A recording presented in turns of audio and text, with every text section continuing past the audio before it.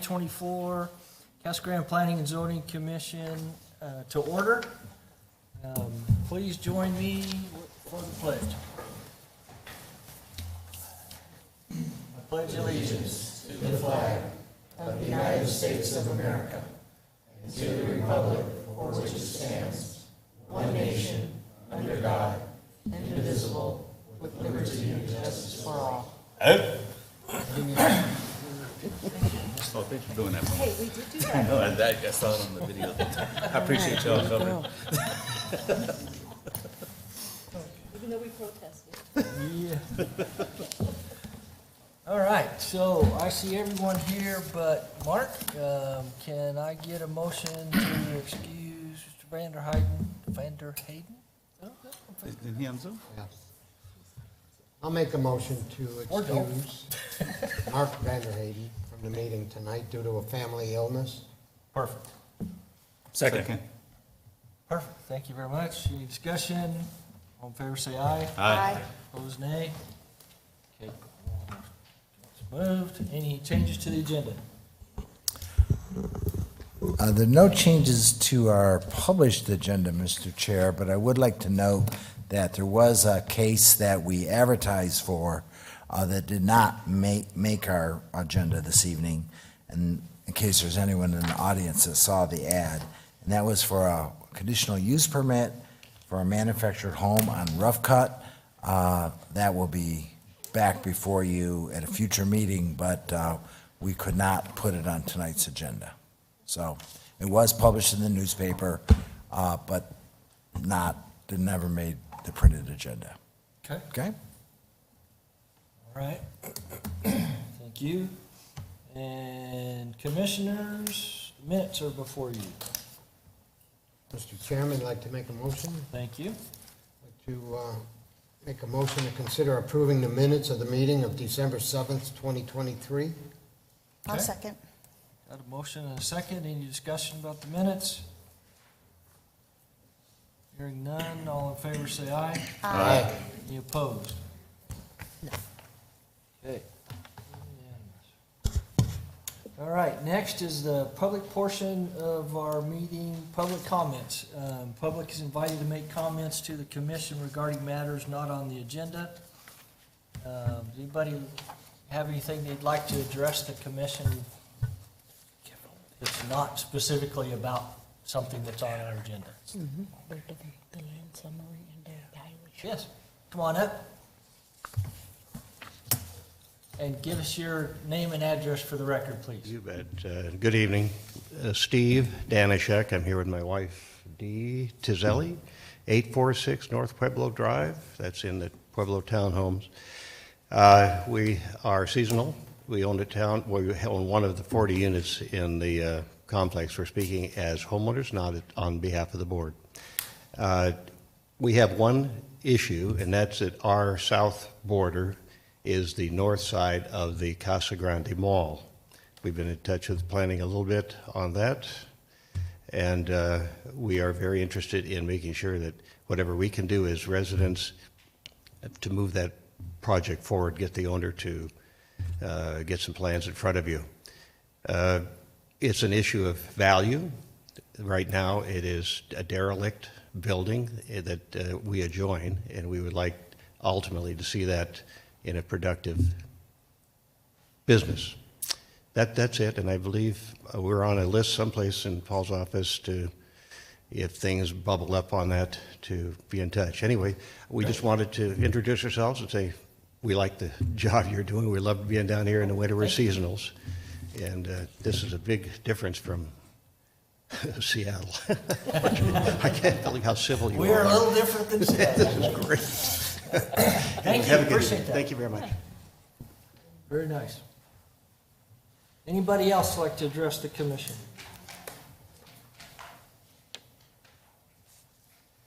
Okay, seeing none, I'll close the public comment portion of the meeting and go to the consent agenda.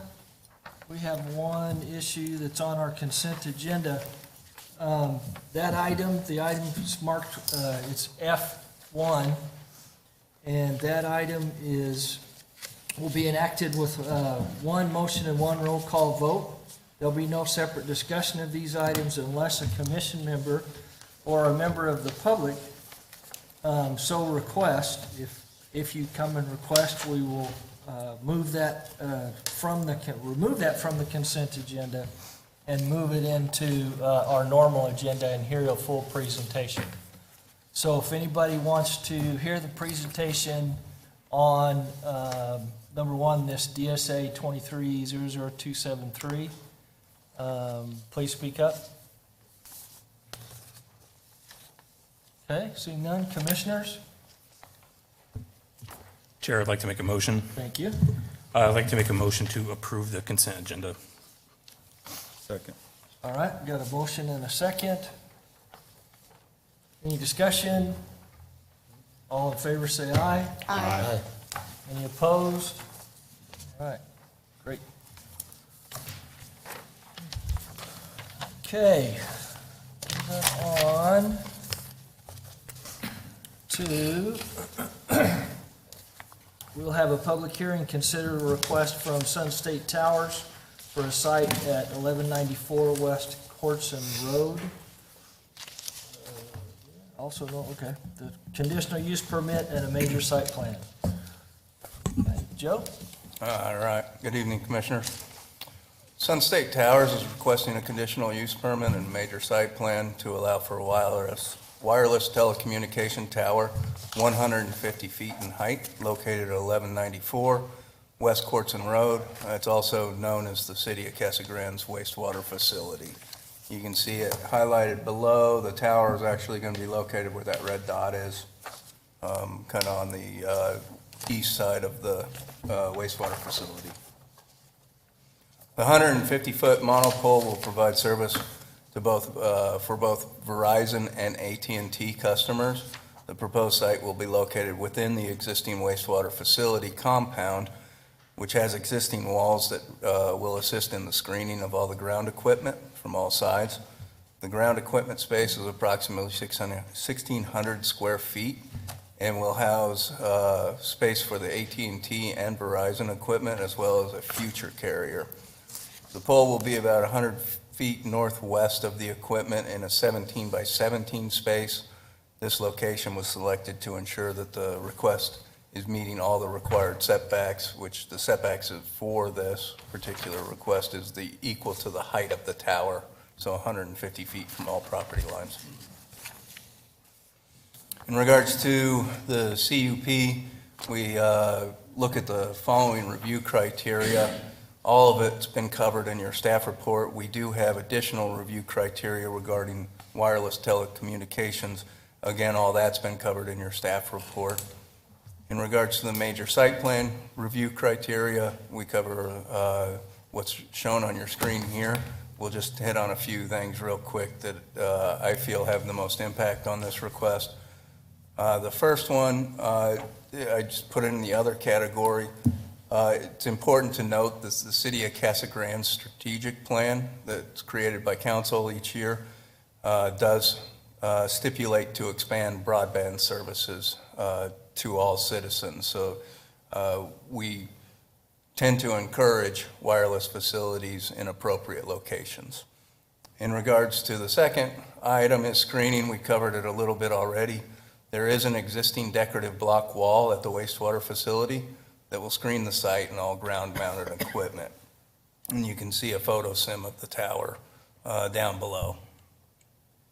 In regards to notification, the matter exceeded all the requirements in our code. We did not receive any comments regarding this request. So in conclusion, staff recommends the commission approve the conditional use permit and associated resolution for a wireless telecommunication tower 150 feet in height. And second, staff recommends the commission approve the major site plan for a wireless telecommunication tower and associated equipment. And I'm happy to answer any questions. Very good. Commissioners, questions? Okay. Would the owner or their representative like to come up and address this issue? Give us your name and address for the record, please. Certainly. My name is Reg Destry, 22831 North 21st Street, Phoenix, Arizona, 85024. I'm representing Sun State Towers. Thank you very much for hearing this case this evening, both these cases. I've read through the staff report. We have no objection. I can answer any questions you may have. Otherwise, I think this is an excellent site. I mean, it's an industrial facility, industrial zoning, city owns it. We will be entering into a lease agreement with the city. Currently, that is tracking for the 16th of this month. As staff indicated, Verizon and AT&T will both be on this structure, and there's also a 10-foot reserved space for city facilities as well. So if there are any questions, I can certainly answer them. Okay, thank you. Commissioners, any questions for him? None. Yep. Yeah. No, we'll have a time for you to come up and address the commission. No, I want to ask him. Well, then you need to do that outside of the meeting. I thought he just said that he was open. From the commission. Okay, thank you. Appreciate Thank you. that.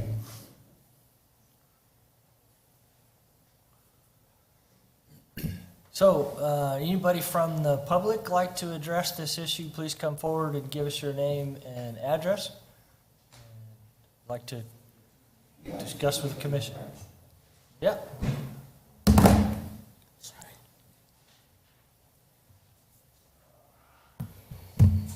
Yes, hello, my name is Bobby Joe.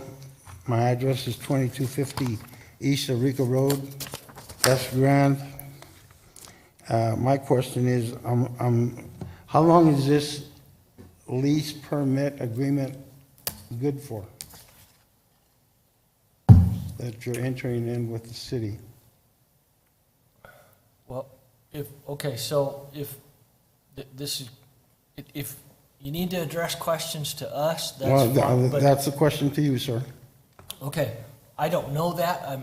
This is really not a time for us to answer questions. We need to hear from you, the good and the bad, about how you feel about this. Well, the other thing is the airport, for future growth, I mean, that is a massive antenna that's going to stick out 150 feet up in the air. Okay. Okay, that's probably the biggest concern. Has anybody thought about that?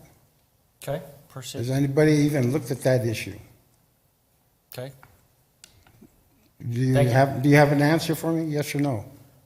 Well, this is not a time for us to be going back and forth having a debate about it. Please tell us what your concerns are.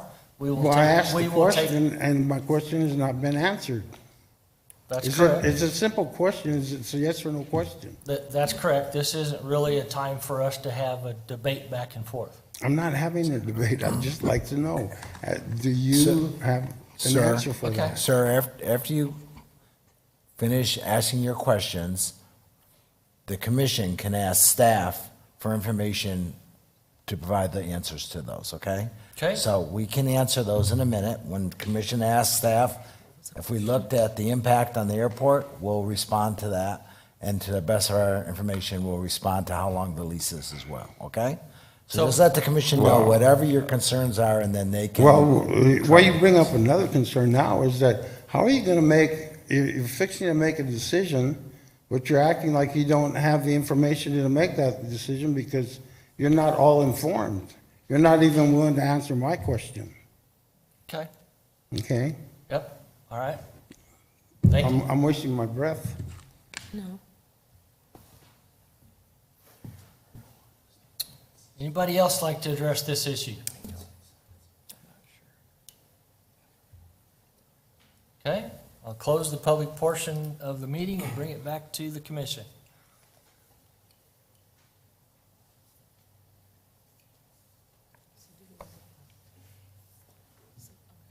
So how long, Yeah, how go long ahead. is the contract for with this utility, the lease agreement? I'll tell you that the city council has to approve that lease, but the applicant could probably tell us what the terms are in terms Okay. of length. Okay. Mr. Chairman, Commissioner, the agreement that will be in front of the City Council is for 5 years with 4 automatic 5-year extensions. So the total length of the agreement is meant to be 25 years. That has not been signed yet, but that is the plan. Regarding the gentleman's other question, do you mind if I answer that as well, sir? Yeah, that's fine. Okay. All of the sites need to go through FAA review as part of our standard process. This site at 150 feet has gone through review and is currently fine. If there is a need in the future, the site would receive a top light, but this site at 150 feet does not need one right now. Very good. Okay. Any other questions? All right. Ball's in our court. Chairman, I'll make a motion Thank you. to approve the conditional use permit DSA 2300215 and associated resolution. Second. Okay, got a motion and a second. Any discussion? Seeing none, please call the roll. Member Aldred? Aye. Member Hubbard? Yes. Member Peters? Aye. Member Estrada? Yes. Vice Chair Garza? Aye. Chairman Benedict? Yes. Chairman, I'll make a motion Thank to you. approve the major site plan DSA 2300214 for a wireless telecommunication tower and associated equipment. Second. Okay, got a motion and a second. Please call the roll. Member Aldred? Aye. Member Hubbard? Yes. Member Peters? Aye. Member Estrada? Yes. Vice Chair Garza? Aye. And Chairman Benedict? Very good, thank you. Okay, next on our agenda, we'll have a public hearing and consider request by AT&T Mobility for a conditional use permit. And it's resolution DSA 2300247. Joe? All right, a little bit of deja vu for you guys on this one. So, AT&T Mobility is requesting a conditional use permit to allow for wireless telecommunication tower, 100 feet in height, located on the Lucid Motors campus at 317 South Thornton Road. And you can see the red dot shown on the south of the Phase 2 of Lucid is where the tower will be located, and all the ground equipment as well. So AT&T Mobility is requesting this conditional use permit for a 100-foot tall wireless facility to be located on the Lucid Motors campus to increase the coverage out in that area, specifically, I think, from a Lucid Motors request to get better service out there.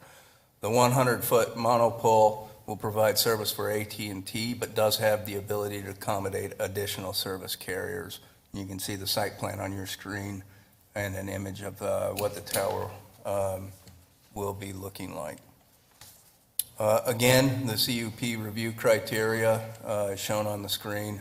It does have additional review criteria for wireless telecommunications. All has been covered in your staff report. And then they did not have to do a major site plan because it's already a site that's been developed. So that's the difference between these two.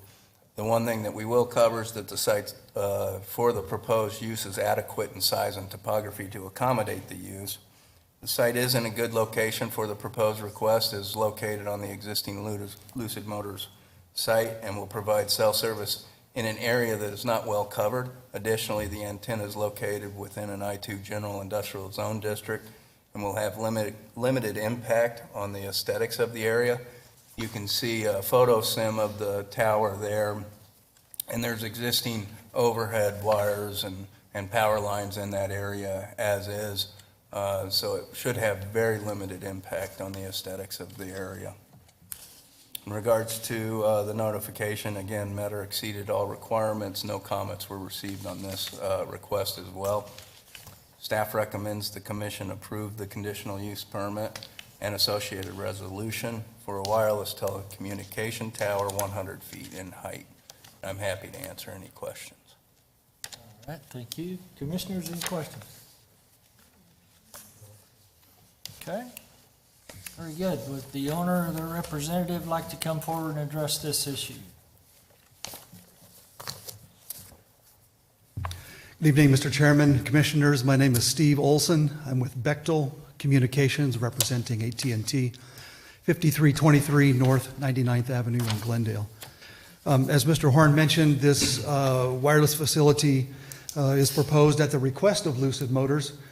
As best I understand it, Lucid intends to use the wireless technology from this site to help program the software in their vehicles over the air as they come off the production line and are put before they're shipped out to be sold. So this was, again, at the request of Lucid. As Mr. Horn mentioned, we feel like this is a good location in an industrial zone, and I'd be happy to answer any questions you might have. Great, thank you. Commissioners, none? Very good, thank you. Thank you, Mr. Appreciate you being Chairman. here. Now I'll open the public portion of the meeting. Anybody from the public like to address this issue, please come forward.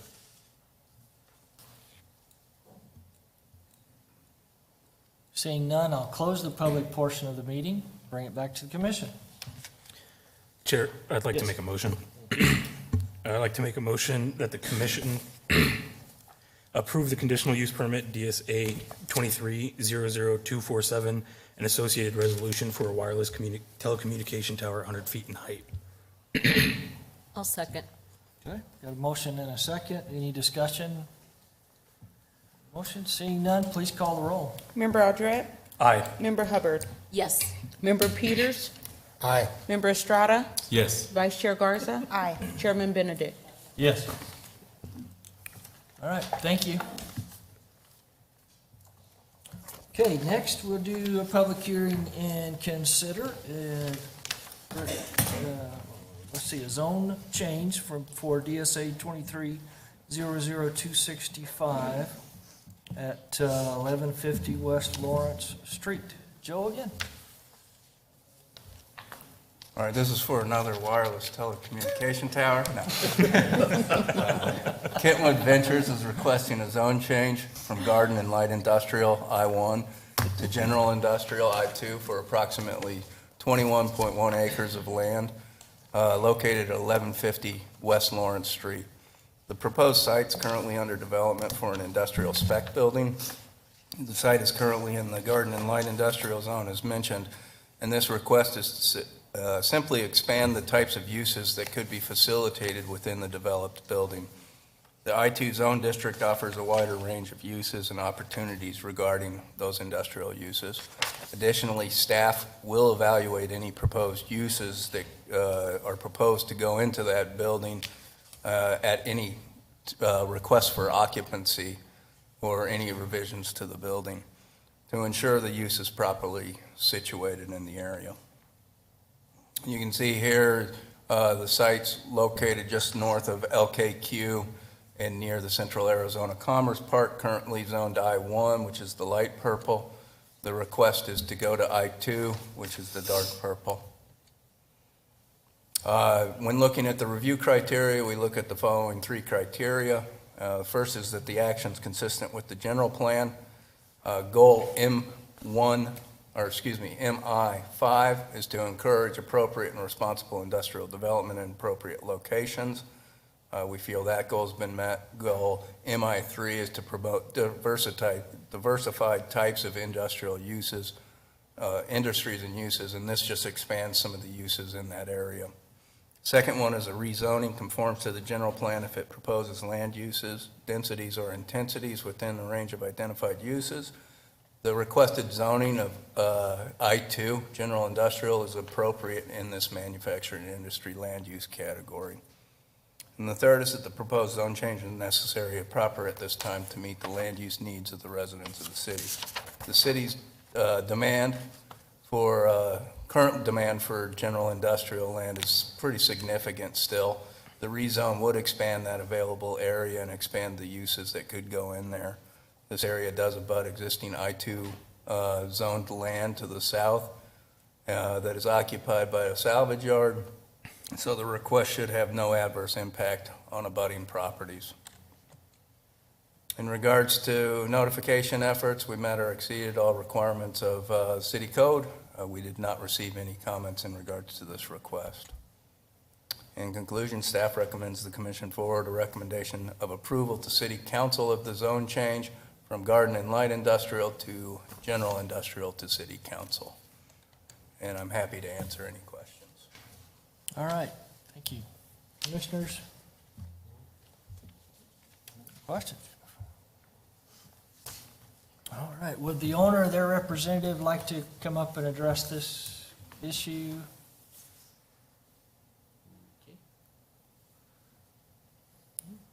I- Here, all right. So we'll move on, public portion of the meeting.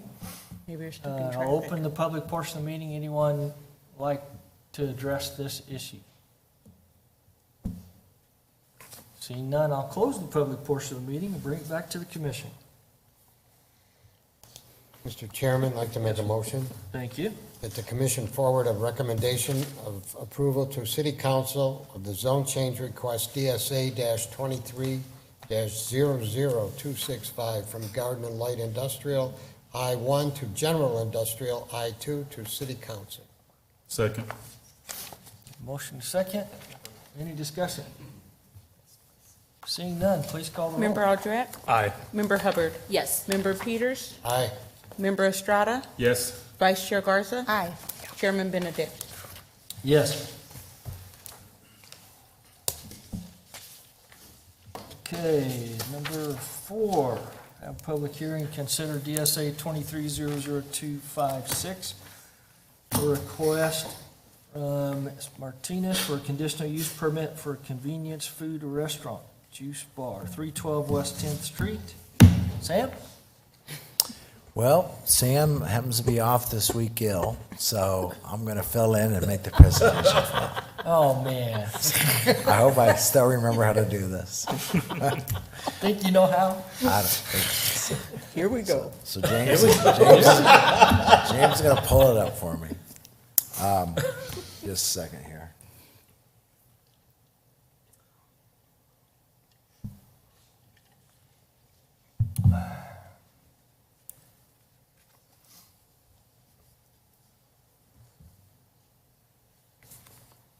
Thanks, James.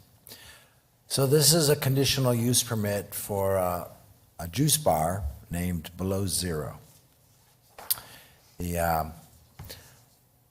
It's technically defined in our zoning code as a convenience food restaurant, and that's why it needs a conditional use. But I'm going to just talk for a second about what a convenience food restaurant, how it's defined in the zoning code, and why this use fits that definition. A convenience food restaurant is defined as a restaurant where the food is presented in disposable utensils, disposable containers, and disposable utensils for either consumption on-site or for takeout. And additionally, the criteria is that the food is served at a front counter versus where you would have wait service, okay? So what the code does is it kind of differentiates between what we'll call our traditional sit-down restaurants and this convenience food restaurant. But this code is kind of old. It's like from the late 70s. And so I think really what the intent of the code was at that time was to try to, have convenience food restaurants be what we think of today as fast food restaurants with drive-throughs and those kinds of things, which potentially could have some adverse impacts on adjoining properties, which is why they're conditional uses.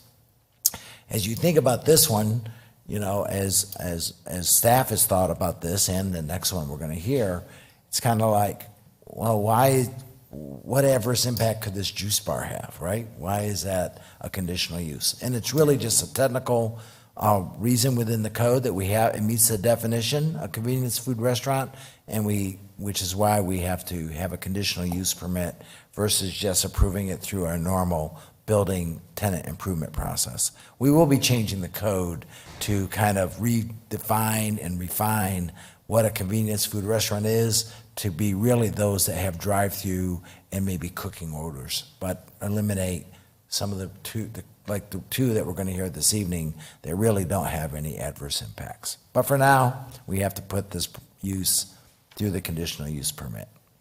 So you can see this use is going in a tenant space in an existing building, and located at 312 West 10th. There's an additional review criteria for convenience food restaurants, and that they have to be separated from residential zone districts at least 50 feet.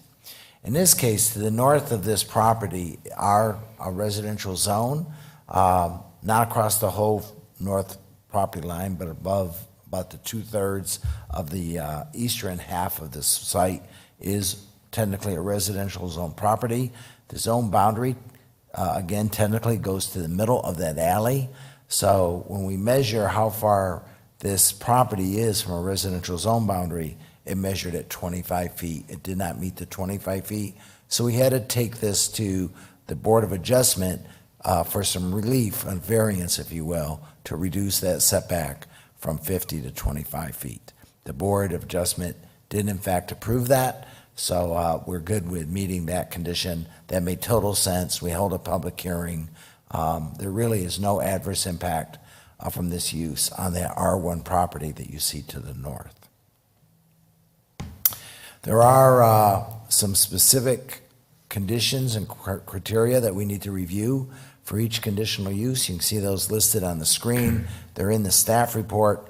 I just want to talk about the last bullet, that the conditions stated in the approval are deemed necessary to protect the public health, safety, and general welfare. The only condition that we're recommending to impose here is to limit this conditional use approval to the below zero juice bar or a similar use that does not include the emission of cooking odors nor a drive-through facility.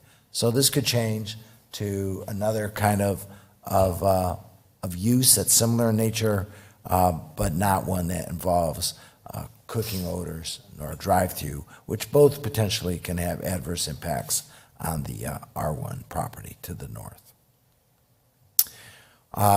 We did hold a public hearing on this. In fact, we actually held two, because we held one before the Board of Adjustments as well for that variance. No objections were received, no inquiries, and so staff does recommend that the commission approve the conditional use permit and associated resolution for convenience food restaurant with the criteria that it's valid only for the below zero juice bar or a similar use that does not include the emission of cooking odors nor a drive-through facility, and I'd be happy to answer any questions.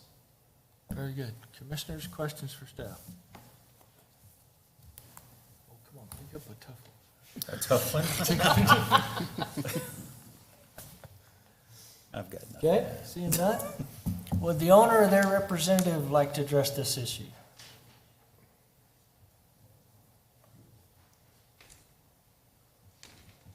Good evening. Good evening.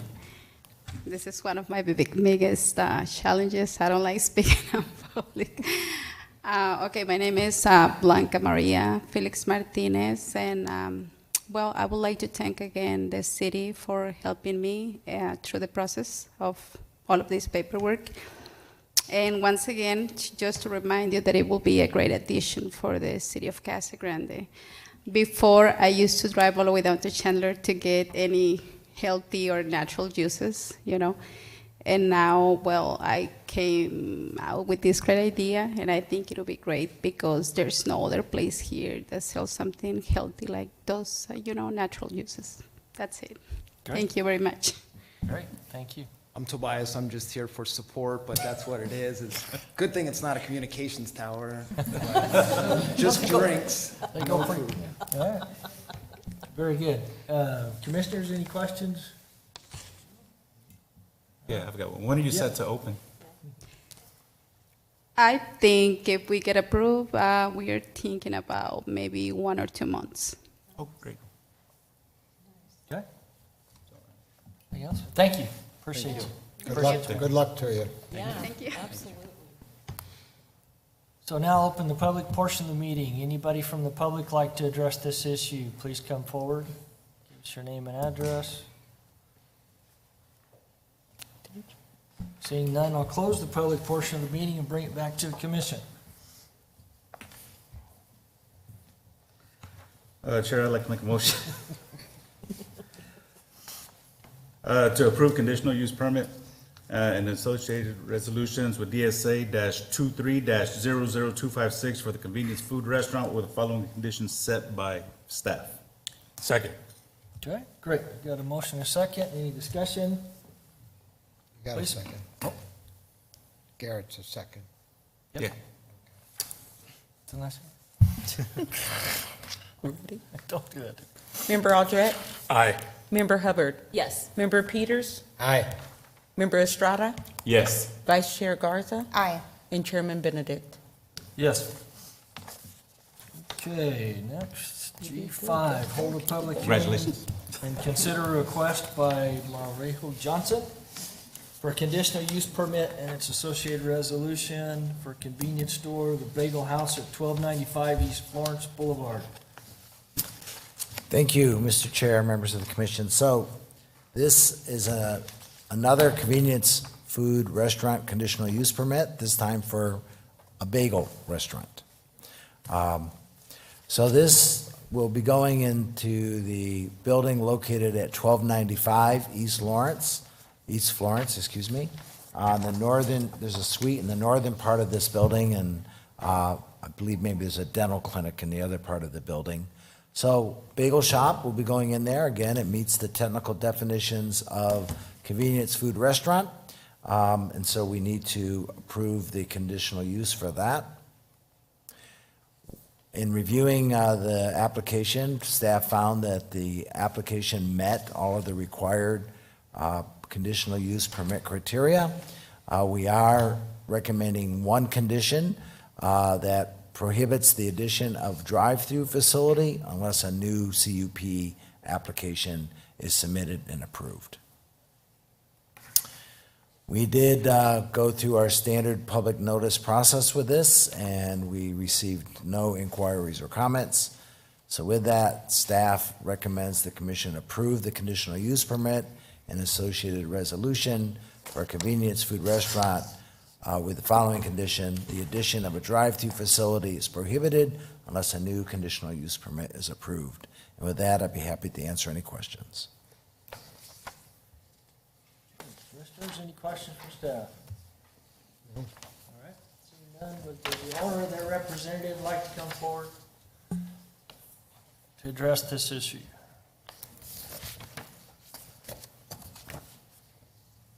I need to pull the mic down. My name's Mary Jo Johnson, 2646 North Franz Lane, Casa Grande, Arizona. The Bagel House is what I'm interested in putting in that location. It'll be fresh bagels made every day. We'll be serving breakfast sandwiches. We're planning on our hours being 6 a.m. to 3 p.m. We'll do a little bit of lunch sandwiches on bagels, and we'll also be doing specialty coffees. I've been planning this for some time now, so, and I will not put a drive-through in because that location doesn't work for a drive-through. Wish as much as I'd love one, but I will not be putting one in there. But I can answer any other questions that you would like. Commissioners, any questions? Okay, thank you. Thank you. Now I'll open the public portion of the meeting. Would anybody from the public like to address this issue? Please come forward. Seeing none, I'll close the public portion of the meeting and bring it back to the commission. Chair, I'd like to make a motion. Thank you. I'd like to make a motion to approve the conditional use permit and associated resolution DSA-23-00276 for a convenience food restaurant with the following conditions set by staff. I'll second. Okay, I have a motion and a second. Any discussion? Seeing none, please call the roll. Member Aldred? Aye. Member Hubbard? Yes. Member Peters? Aye. Member Estrada? Yes. Vice Chair Garza? Aye. Chairman Benedict? Yes. Turn down, please. Okay, next, number 6. Have a public hearing and consider a recommendation to City Council regarding the request by Henry Taylor, Violet, for the site on, let's see, West Lamb Road, north of side of Eureka Road. DSA 23241 and 242. Jim? Good evening, Mr. Chairman, members of the Planning Commission. So as this item is introduced, there's two applications under consideration this evening. The first is a minor amendment to the general plan to place this property highlighted on the screen in red into the Phase 1 growth area, and I'll go into that on an upcoming slide. And the second request is a zone change from Urban Ranch to R1. As you can see, the site is located west of Lamb Road on the north side of Erica.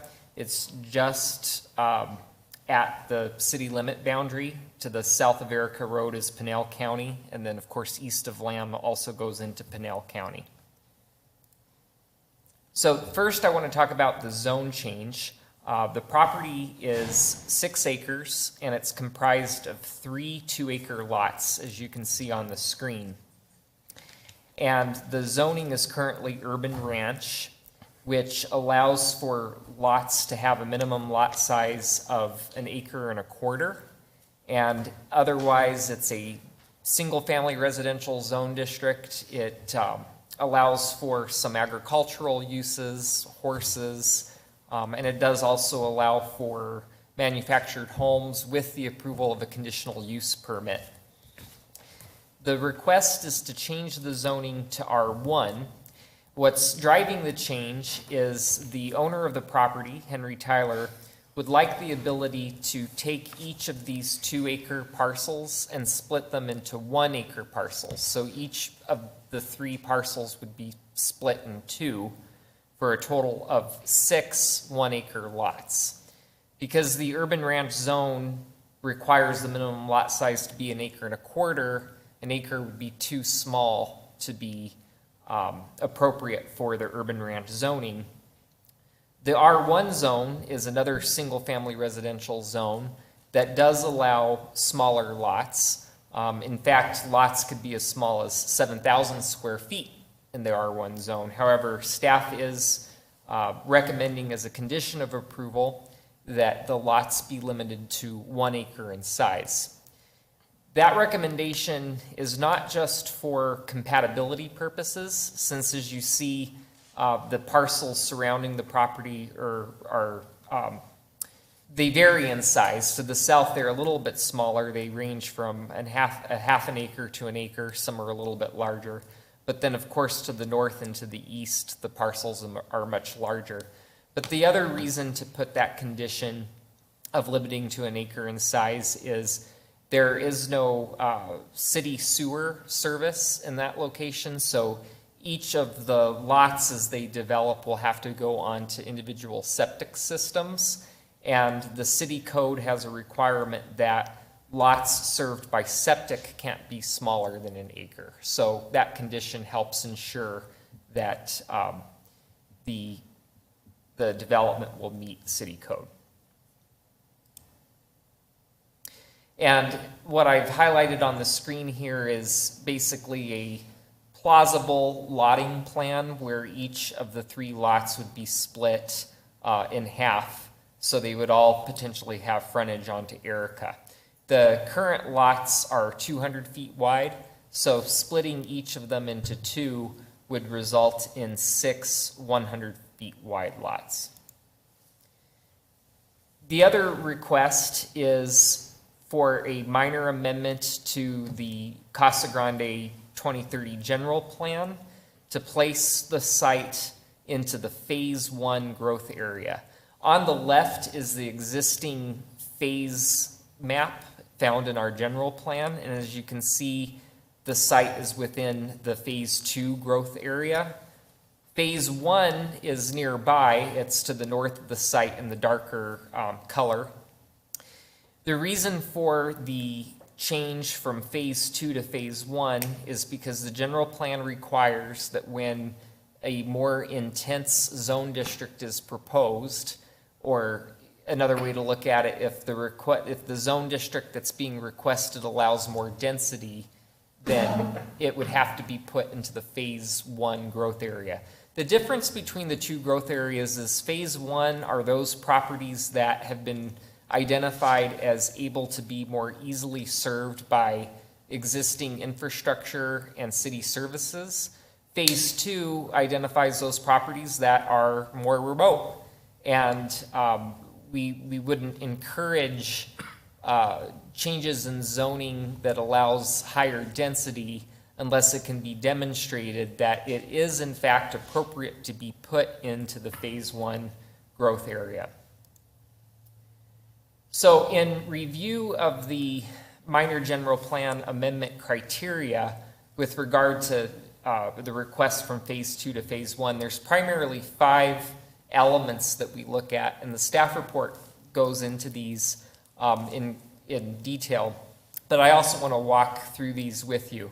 The first one is whether the property has certificates of assured water supply or could be provided water service by alternative means if development of the site could be accomplished without certificates of assured water supply. So as you probably know, certificates of assured water supply are required if you're taking a lot and you're creating more than 5 lots. First of all, that's not what's being requested here. There's 3 existing lots. Each of those 3 lots will be split into 2. But this site is not eligible to receive certificates of assured water supply. So it would not have the ability to create more than a total of 5 lots on each of those 3 existing lots. However, we are recommending, as I said, a condition of approval limiting the lots to be 1 acre in size. But there is existing water service in the area. It's provided by Arizona Water Company. There's a 6-inch water line in Arica.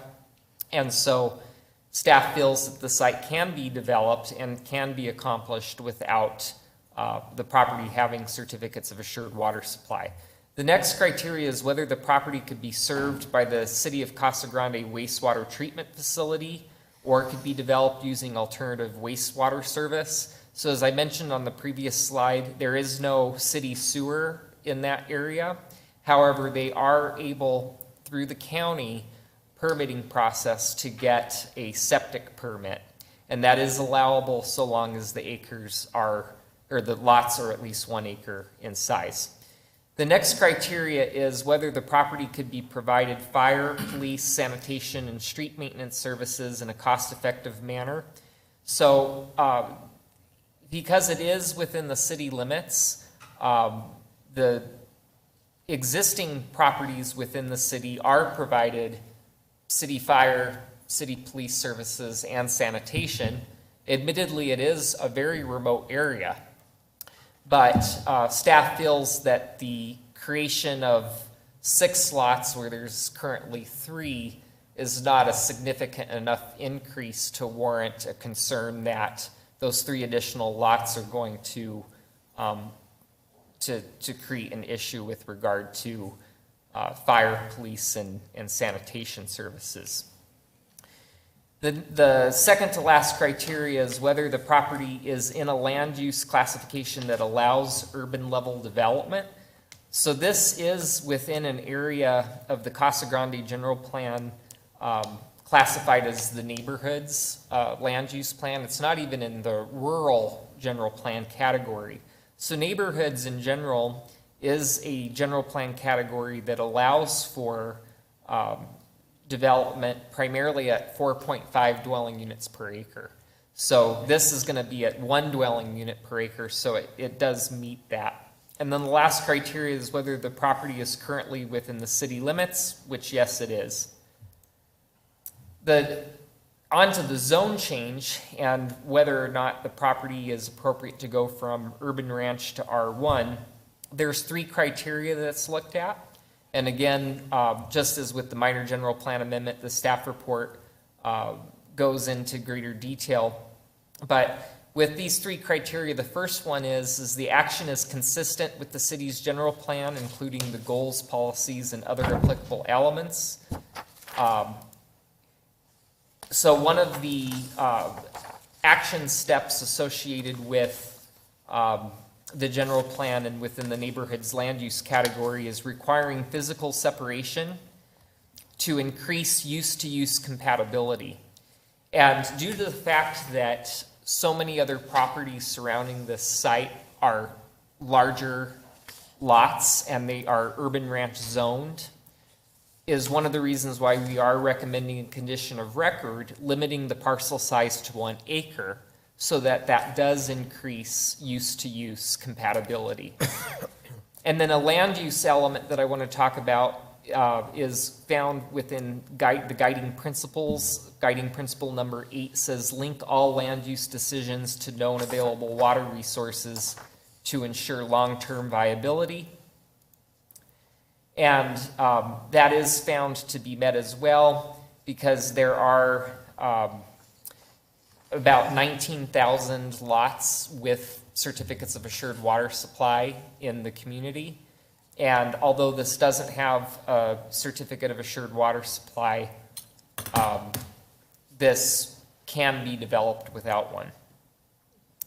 The second criteria is a rezoning conforms to the general plan if the proposed land uses, densities, or intensities are identified within the general plan. As I mentioned, this is within neighborhoods, land use plan categories you see on the map on the right, which supports low-density development up to 4.5 dwelling units per acre, and this will be at 1 dwelling unit per acre. Lastly, the proposed zone change is necessary and proper at this time to meet the land use needs of the residents of the city. As I mentioned previously, there is analysis showing that there's at least 19,000 vacant single-family lots with certificates of assured water supply. And as I was mentioning, though, this property does not have certificates of assured water supply.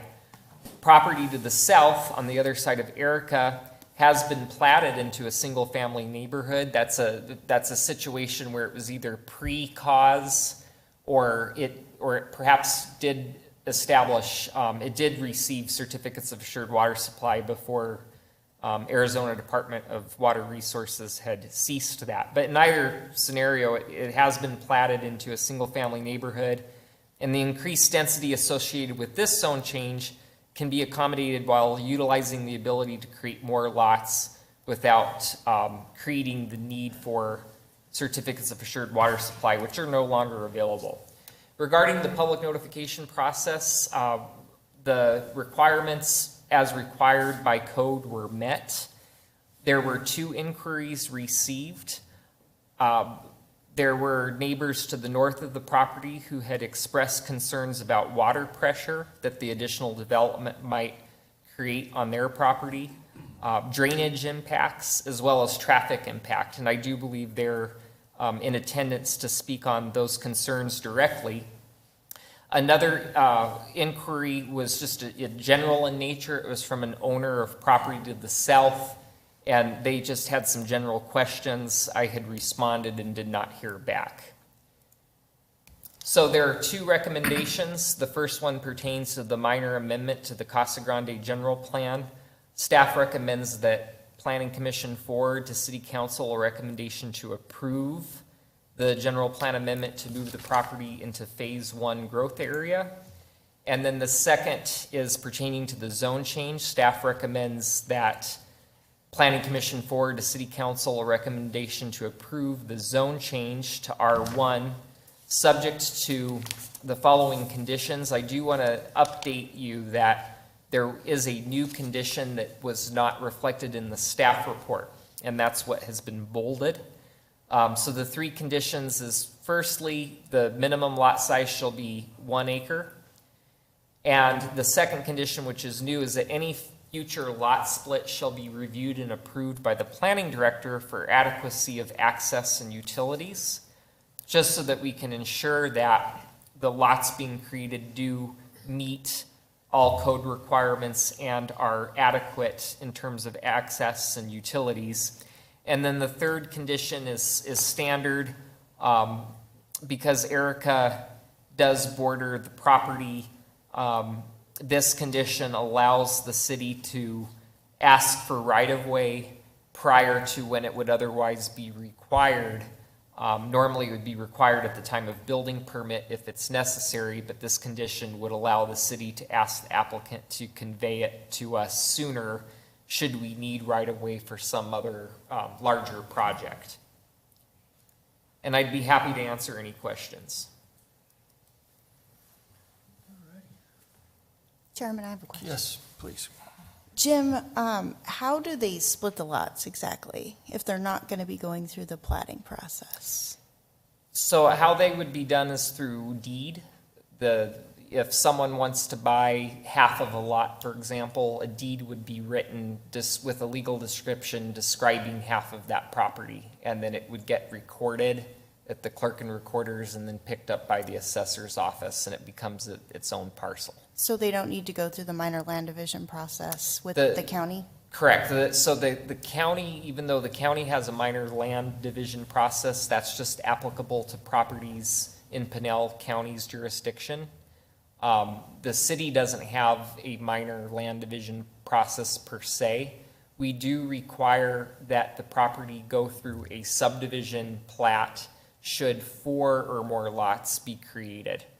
And although we're talking about 6 lots where there's currently 3, there's 3 existing lots. So each lot is being split into 2, so that technically doesn't prompt a subdivision plat. So the lots can be created by means of deeds, but that's why we added that new condition that prior to them doing that, we want the opportunity to evaluate that lot split just to ensure that it is appropriate. Yeah, just because they're all the same ownership right now, it seems like it's a little bit of circumventing the minor land division process with more than 5. That's just where I'm coming from. But the city has their own way. Yes. I have one question, Jim. Regarding these cause, where does the responsibility lie as far as, well, that's okay, there's 6 lots instead of 5, you know? I mean, is it up to the landowner to approach Arizona Water, or are they getting pre-approved by the city? Or That's a good question. It involves overview by multiple agencies. We are sort of, because we're aware of EDWR's rule, we do our best to enforce it. So in any conversations we have about splitting of property, we advise people that a property cannot be split more than 5 times.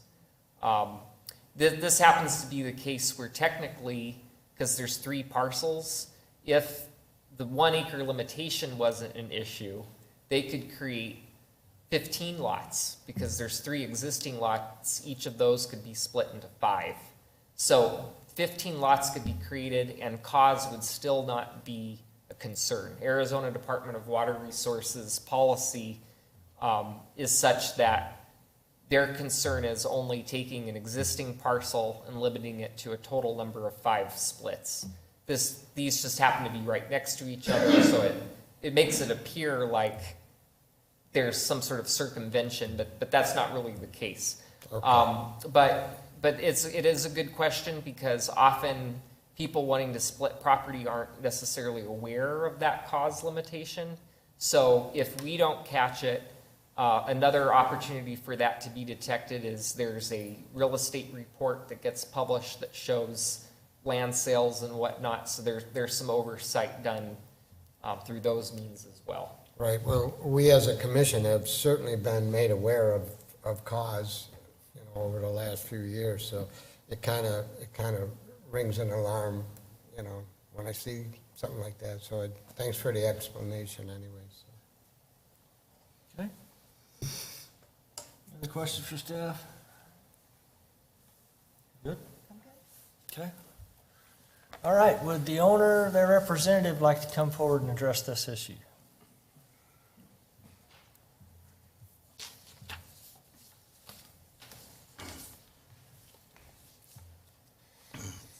Yes, my name is Henry Tyler. My address is 1630 East Alicia Drive, Phoenix, Arizona. Hi, my name is Martha Aragon, and I live at 1357 East Jardin Drive, and I'm here for supporting Mr. Tyler. Great, thank And you. we're available for any questions. Okay? Okay, any questions? No. All right, thank you. Now I'll open the public portion of the meeting. Anybody from the public like to address this issue, please come forward. Hello, I'm Kent Myers, 11520 West Mountain Shadows Drive. Yes, sir.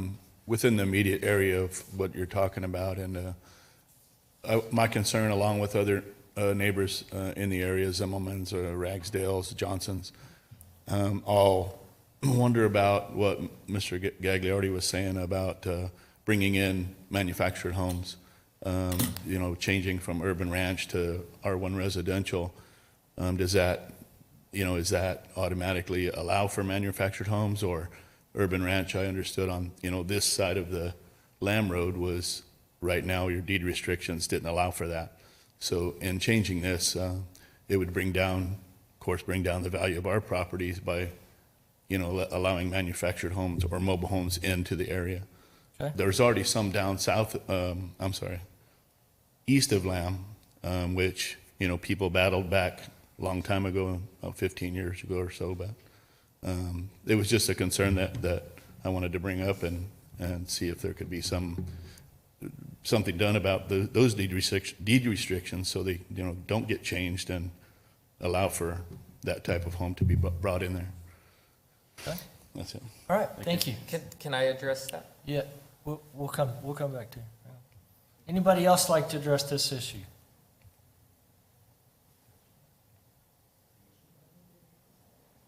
Yeah.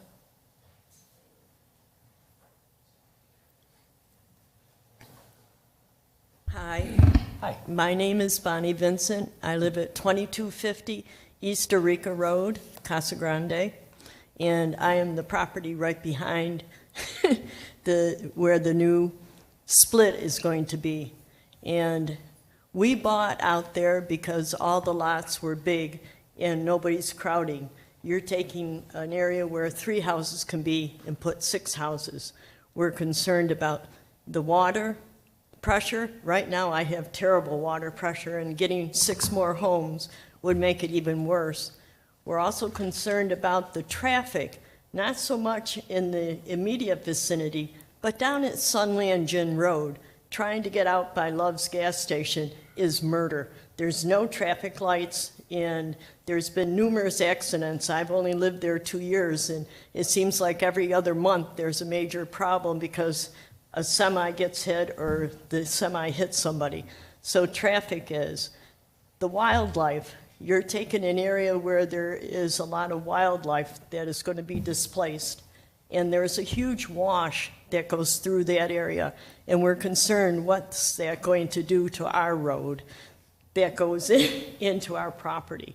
So we're concerned about the density, about the water, about the traffic, and about the environment, and about the washes that are here in Arizona. And we would prefer to keep it at 3 2-acre lots instead of the 6. Thank you. Okay, thank you. Anybody else like to address this issue?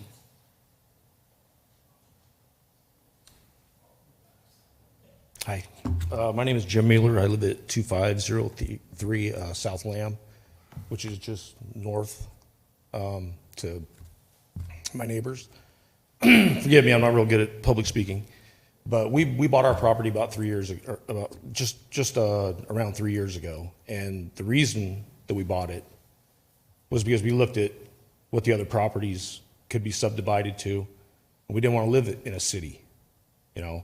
So we moved out there to have the privacy. I guess a question that I would ask is what's wrong with those 3 parcels? Why do they have to be 6? 100 feet is how wide they're going to be? I mean, it doesn't make sense, let alone the gentleman that's trying to do this, he owns all the property in front of me. If you approve this, how do you say no to that? I mean, the roads are an issue out there. The water pressure is an issue. It doesn't sound like anything's guaranteed. It sounds like we'll wait and see. And I mean, to the residents out there, it doesn't sound very good. But Sunlands Inn and Eureka Road, has anybody figured out how we're all going to get in and out of there? We sit 15, 20 minutes sometimes just trying to get to work because there's only one way in and one way out. And they just went ahead and developed, I believe it was last year, now they're putting all these little houses in, these little 1,200 square foot houses or so, in between where we're at and how you get out of that area. It's like the roads aren't taken care of out there. They're all chip sealed, constant breakdowns of the road. To me, it's kind of shocking that if it's just for financial benefit, you already have 3 lots right there. You own all those in front of us. You know, when you bought that property, there were rules to buying that property. When we bought our property, there were rules to buying our property.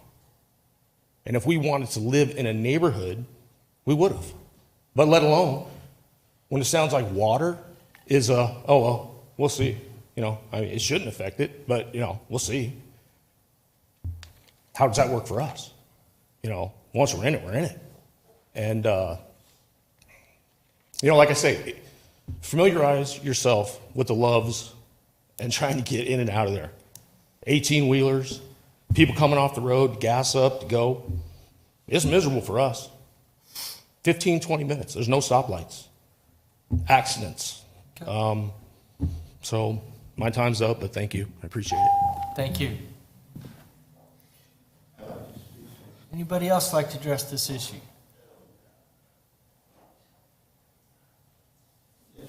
Yes, sir.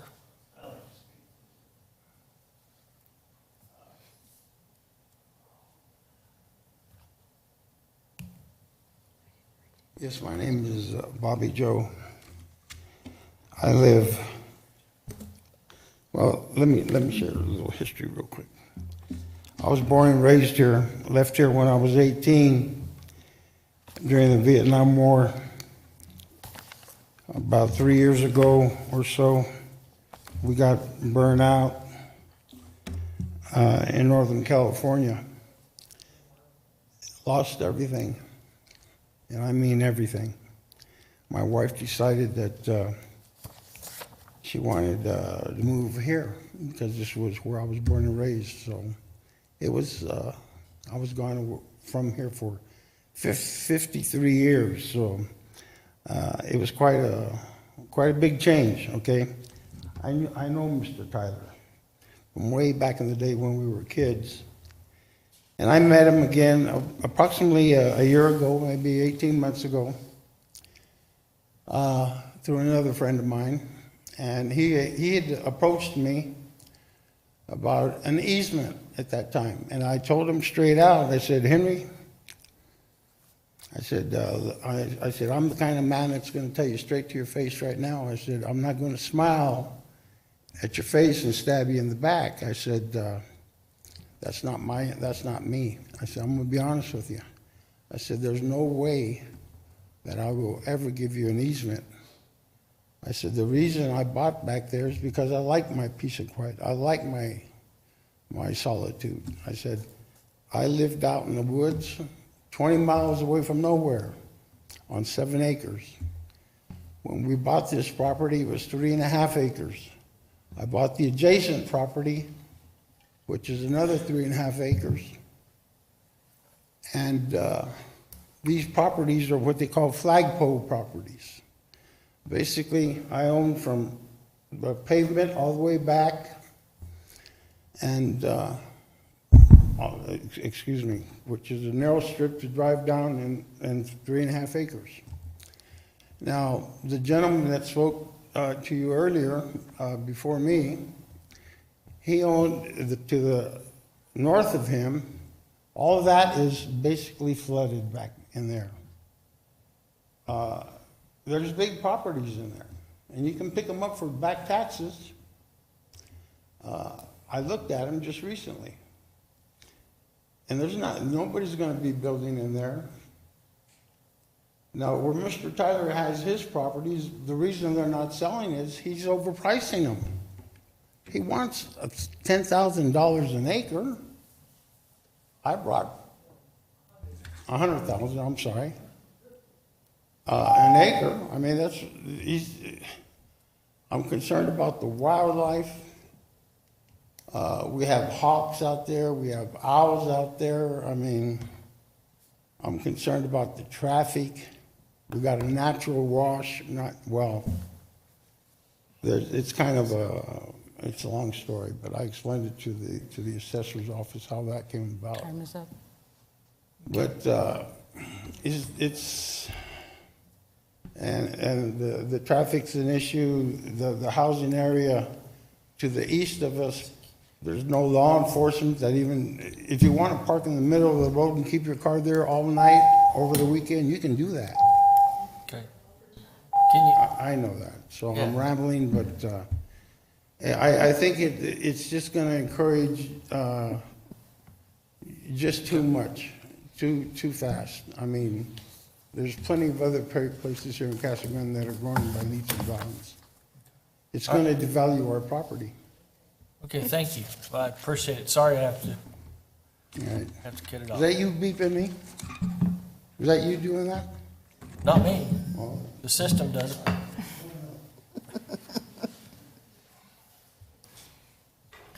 Anyone else like to address this issue?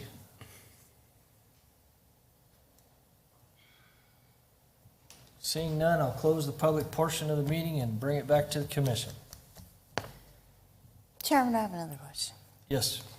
Jim, who maintains the Erica Road alignment? Is it the county or the city? So Erica as well as Lamb are both within the county. They're county right of way, because it's right at the border Yeah. of the city. So I brought up the MLD process not only for the water rights situation, but because of subdivision infrastructure standards. And the reason we have subdivision standards is so that when folks buy lots over here, they realize that sometimes they don't come with infrastructure, streets, sewer, utilities, typically in a platted subdivision. So this one's difficult for me just because I feel like it's circumventing that process, that subdivision process. If it were different owners, if they, if there was, it's bothering me because it's the same ownership. So I feel like it should be only split 5 times. Yeah.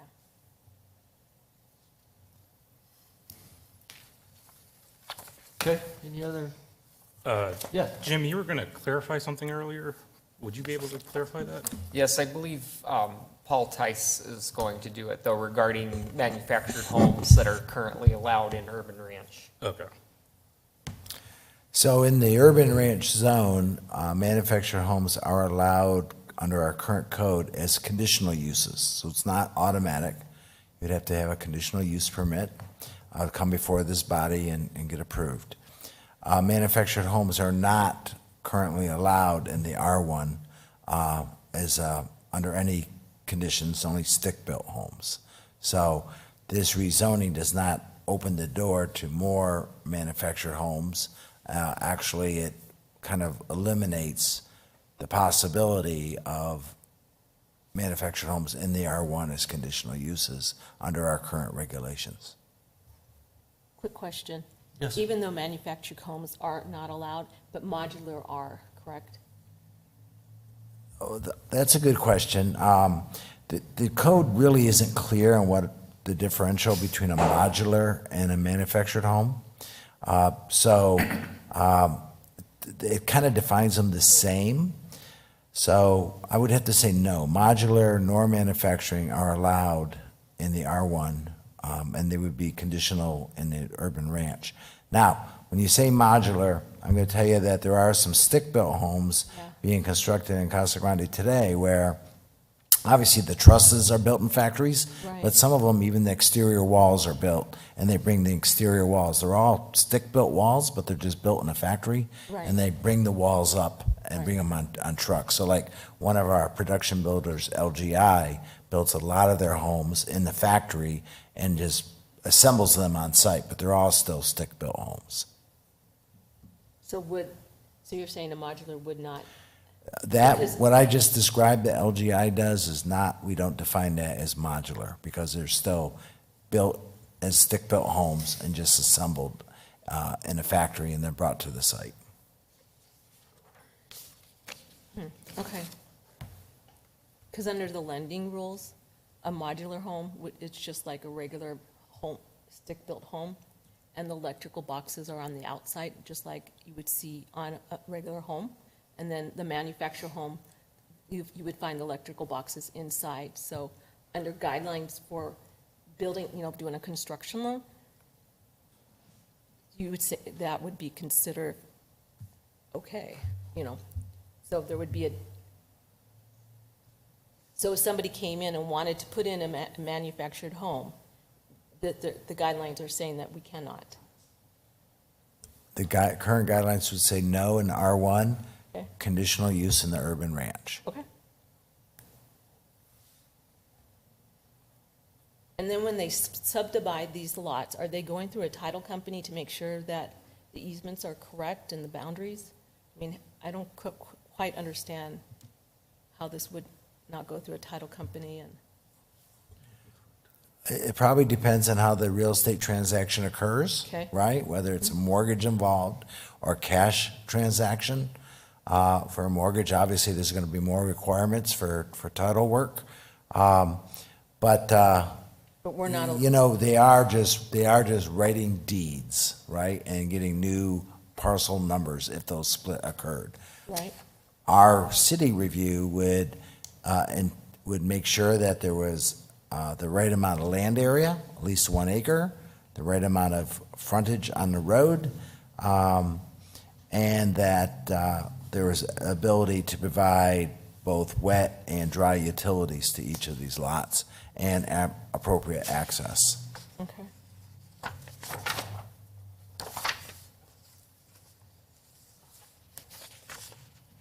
This is not an area that's one of the city water utilities, is it? So this would have to be in Arizona Water. Yeah, this is served by Arizona Water.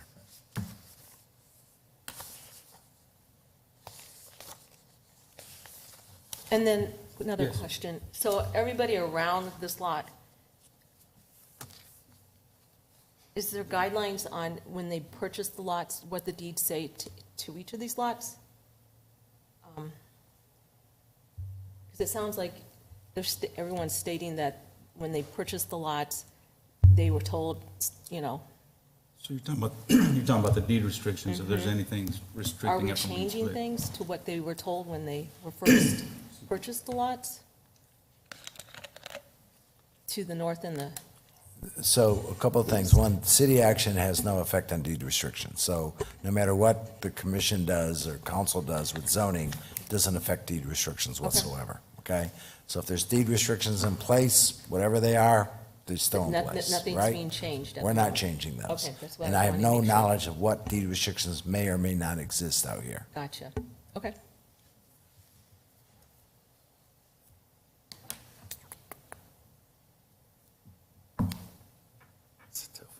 This is a tough one. And we have no water, we're playing with the water rights. I Yeah. don't feel comfortable with it at all. Generally, I feel comfortable with it, but my more wanting to be sustainable side says we shouldn't go extending all the way out to the boundary of our city if there's available land elsewhere.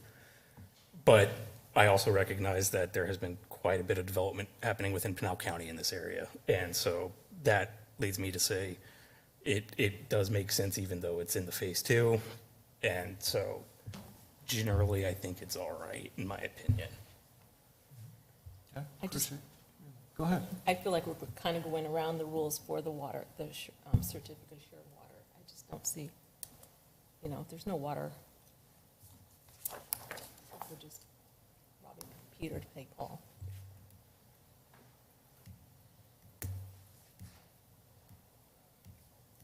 Well, yes, I don't agree that there's no water. There is some water. I think there's water, and, yeah. But we're using other property.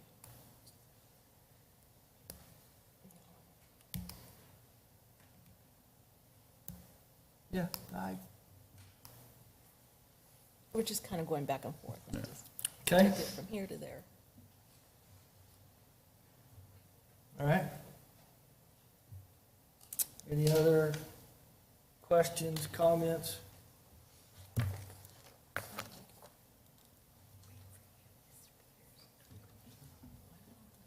Chair, I'd like to make a motion. Oh, wait, did I close the public portion of the meeting? Okay, it's been a little while. Been thinking a little bit. Yes? Chair, I'd like to make a motion to forward a recommendation to City Council regarding the following request by Henry Tyler for a site located on 6 acres of property approximately 650 feet west of Lamb Road on the north side of Erica Road. For a minor amendment to the Casa Grande 2030 general plan. Forward to City Council a recommendation to approve the minor general plan amendment to move the property into Phase 1 growth area DSA-23-00141. Okay, I have a motion.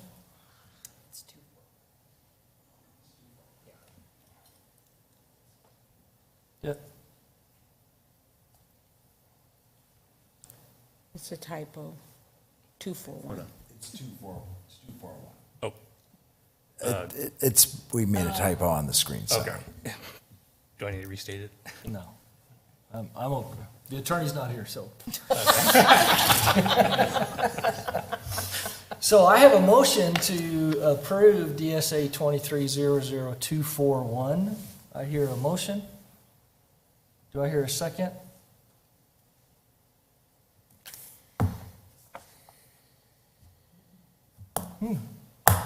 No second. Motion dies. We need to move one way or the other, I believe, so. Okay, Mr. Chairman? Yes, sir. I would like to make a motion Yes. that the commission move to deny the minor amendment. Only reason why I'm saying this is because I'm still having a problem with this skirting the cause that's been drilled into us so often with these subdivisions, and I don't care how big or how small the development is. It's, if you do for one, if it's 6 lots, you gotta do it for somebody that's got 250 lots. But either it is or it isn't. So anyways, with that being said, I move Go ahead. to deny. A second, now a motion. All right. I have a motion and a second to,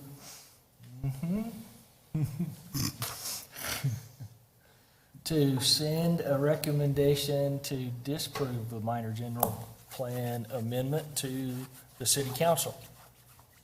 DSA 23-00241. Any more discussion? Please call the roll. Member Aldrete? Nay. Member Hubbard? Yes. Member Peters? Aye. Member Estrada? Yes. Vice Chair Garza? I completely agree with Member Peters. I don't want to set precedents, especially in this area where you have all these large lots. So this is a yes for me. Chairman Benedict? Oh, I guess it doesn't matter, but, yeah, I guess my concern about moving it into that growth area is, I've had discussions about the ability to get services, police and fire to those addresses. That's my concern, and Traveling down yeah, Sunland Gin. the water issue is a legal issue, and so, like I say, it doesn't matter which way I vote. I think I'm gonna vote nay. So, We have another action here, I think? Yes, Mr. Chairman, I'd like to make that motion also. The zone change from urban ranch to R1 Single Family Residential, DSA-23-00242, and that motion is to deny. A second. Okay, I have a motion and a second.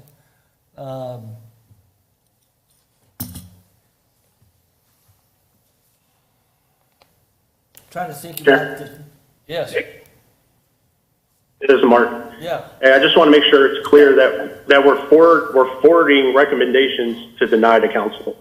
I just want to make sure that's clear. Correct. Yes. Okay.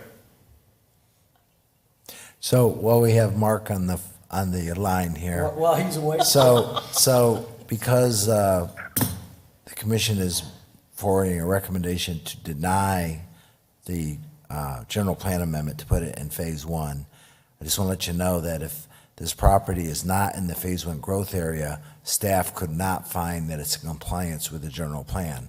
So we could not recommend, staff could not recommend approval of this zone change if it's not in compliance with the general plan. So, you know, they got to go hand in hand. You can't do one without the other, I guess is my point. Yeah, that was a little bit of gonna be my question is, okay, how does the one action impact this one? So we have a motion on the floor to forward a recommendation to disapprove the zone change, which would be in line with the previous one.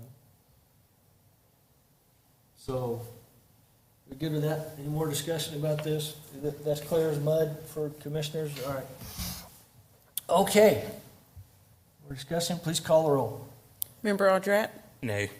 Member Hubbard? Yes. Member Peters? Aye. Member Estrada? Yes. Vice Chair Garza? Yes. And Chairman Benedict? I guess I'll be consistent and say nay. And when you say nay, you mean you're for or opposed? Because I'm confused now. Clear as mud.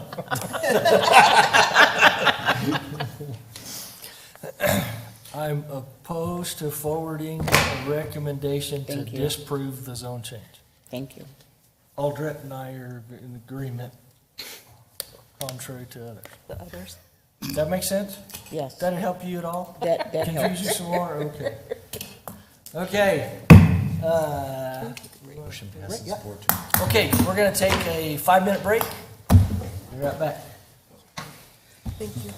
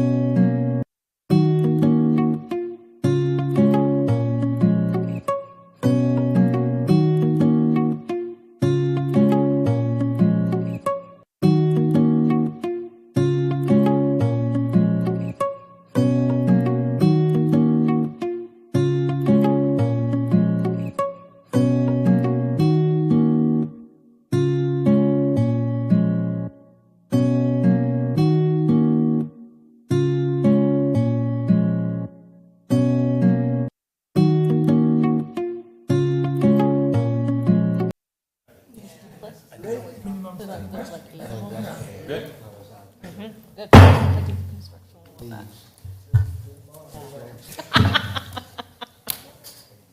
All right, so meeting back to order. And we are on number 7. Public hearing and consider forwarding recommendation City Council. Request by Craig Davis, White Plan Consulting, southwest corner of Early Road and Peart Road. Minor amendment to the general plan over phase 1 and a zone change from UR to GR and a PAD. Okay? All right, James? All right. Thank you, Mr. Chairman. So as you introduce this item, there are 2 applications under consideration this evening pertaining to approximately 108 acres of land located on the south side of Early Road, west of Peart Road. I'm calling it the Nevada parcel because I was looking at it the other day. It kind of reminds me of Nevada. But the project is to be known as Peartley Point. So just a little history and background about this site. It may seem familiar to you because a few months back, this request was in front of you to do a major general plan amendment for a portion of the property within Peartley Point to go from neighborhoods to commerce and business. That was a major general plan amendment. It recently received approval from City Council. So the southerly 55 acres or so is now within the commerce and business land use, and then the northern portion of that area is still within the neighborhood's land use. This evening, you're going to be hearing 2 requests. One is for zoning into a PAD, and the other is for a minor general plan amendment to place that area into the phase 1 growth area. But I should also point out that Peartley Point, which is 108 acres, is part of a 218-acre proposed annexation area. None of this area is currently within the city limits. That is going to be scheduled for City Council in February.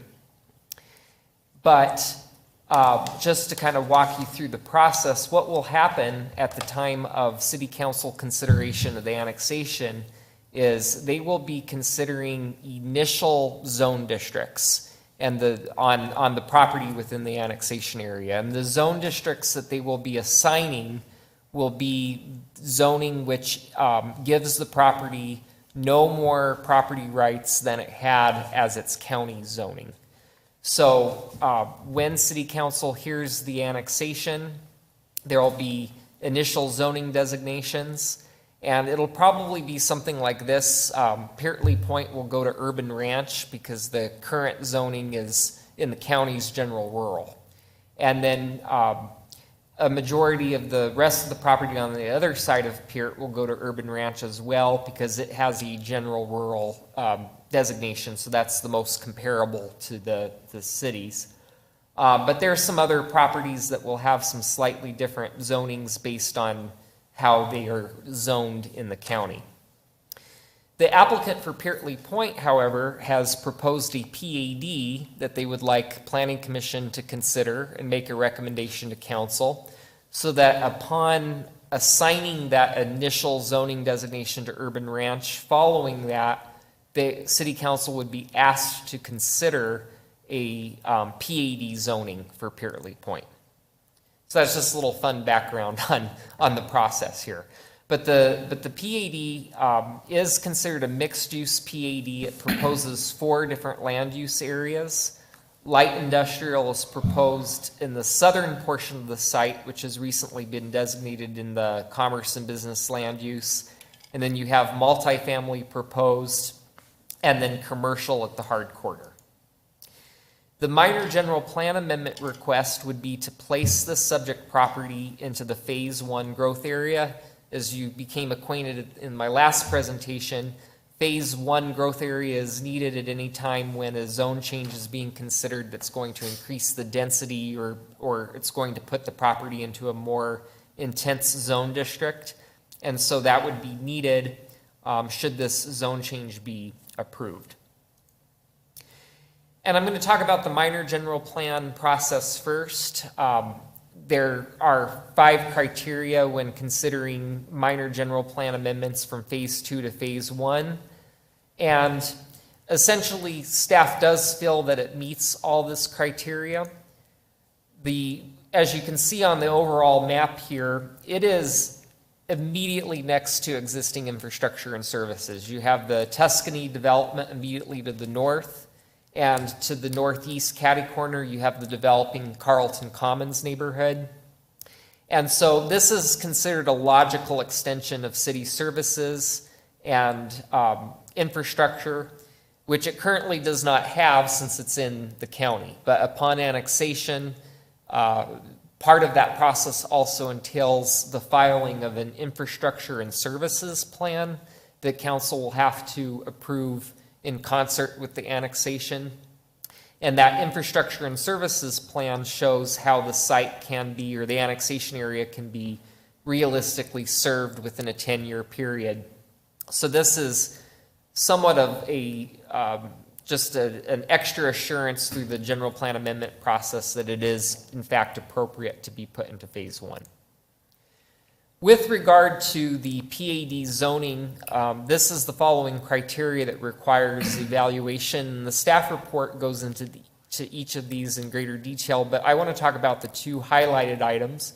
The first one being conformance to with the city's general plan. So as I talked on a previous slide, Peertley Point sits within 2 general plan land use categories. The northern portion is within the neighborhoods category, and the southern 55 acres sits within the commerce and business category, which was just approved. So within the neighborhoods category, it is primarily accommodating for single-family residential. If you were to look at the general plan neighborhoods designation, what its intent is, it's primarily for low-density residential at 4.5 dwelling units per acre. However, this property does not have certificates of assured water supply, so it wouldn't be able to achieve a residential subdivision, which that 4.5 DU per acre is intended for. The neighborhoods category also allows limited multifamily and commercial development. It allows medium density multifamily development on sites no greater than 25 acres, and medium density is up to 12 dwelling units per acre. And it also allows limited high density multifamily development on sites not greater than 20 acres, and it allows commercial development on sites no greater than 30 acres. So by proposing a medium density product, a high density product, and commercial, it does meet the intent of the neighborhood's land use category. The commerce and business category allows for uses that are light industrial in nature. It also supports commercial development.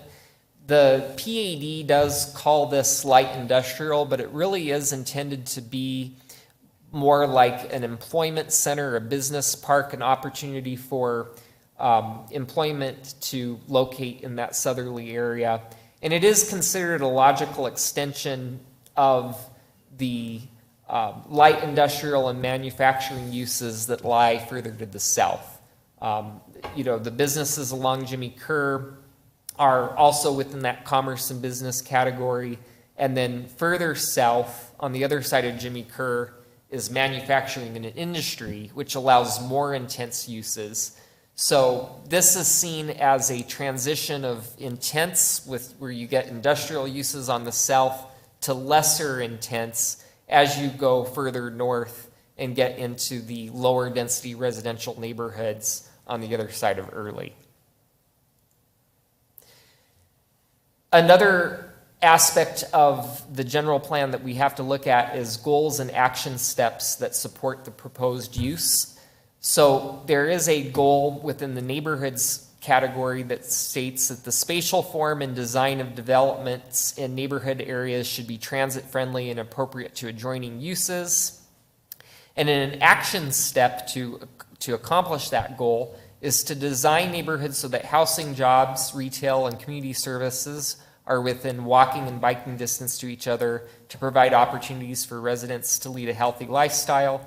So the applicant has presented this as a mixed-use PAD, where the employment center, or the light industrial use, creates the need for the multifamily to the north.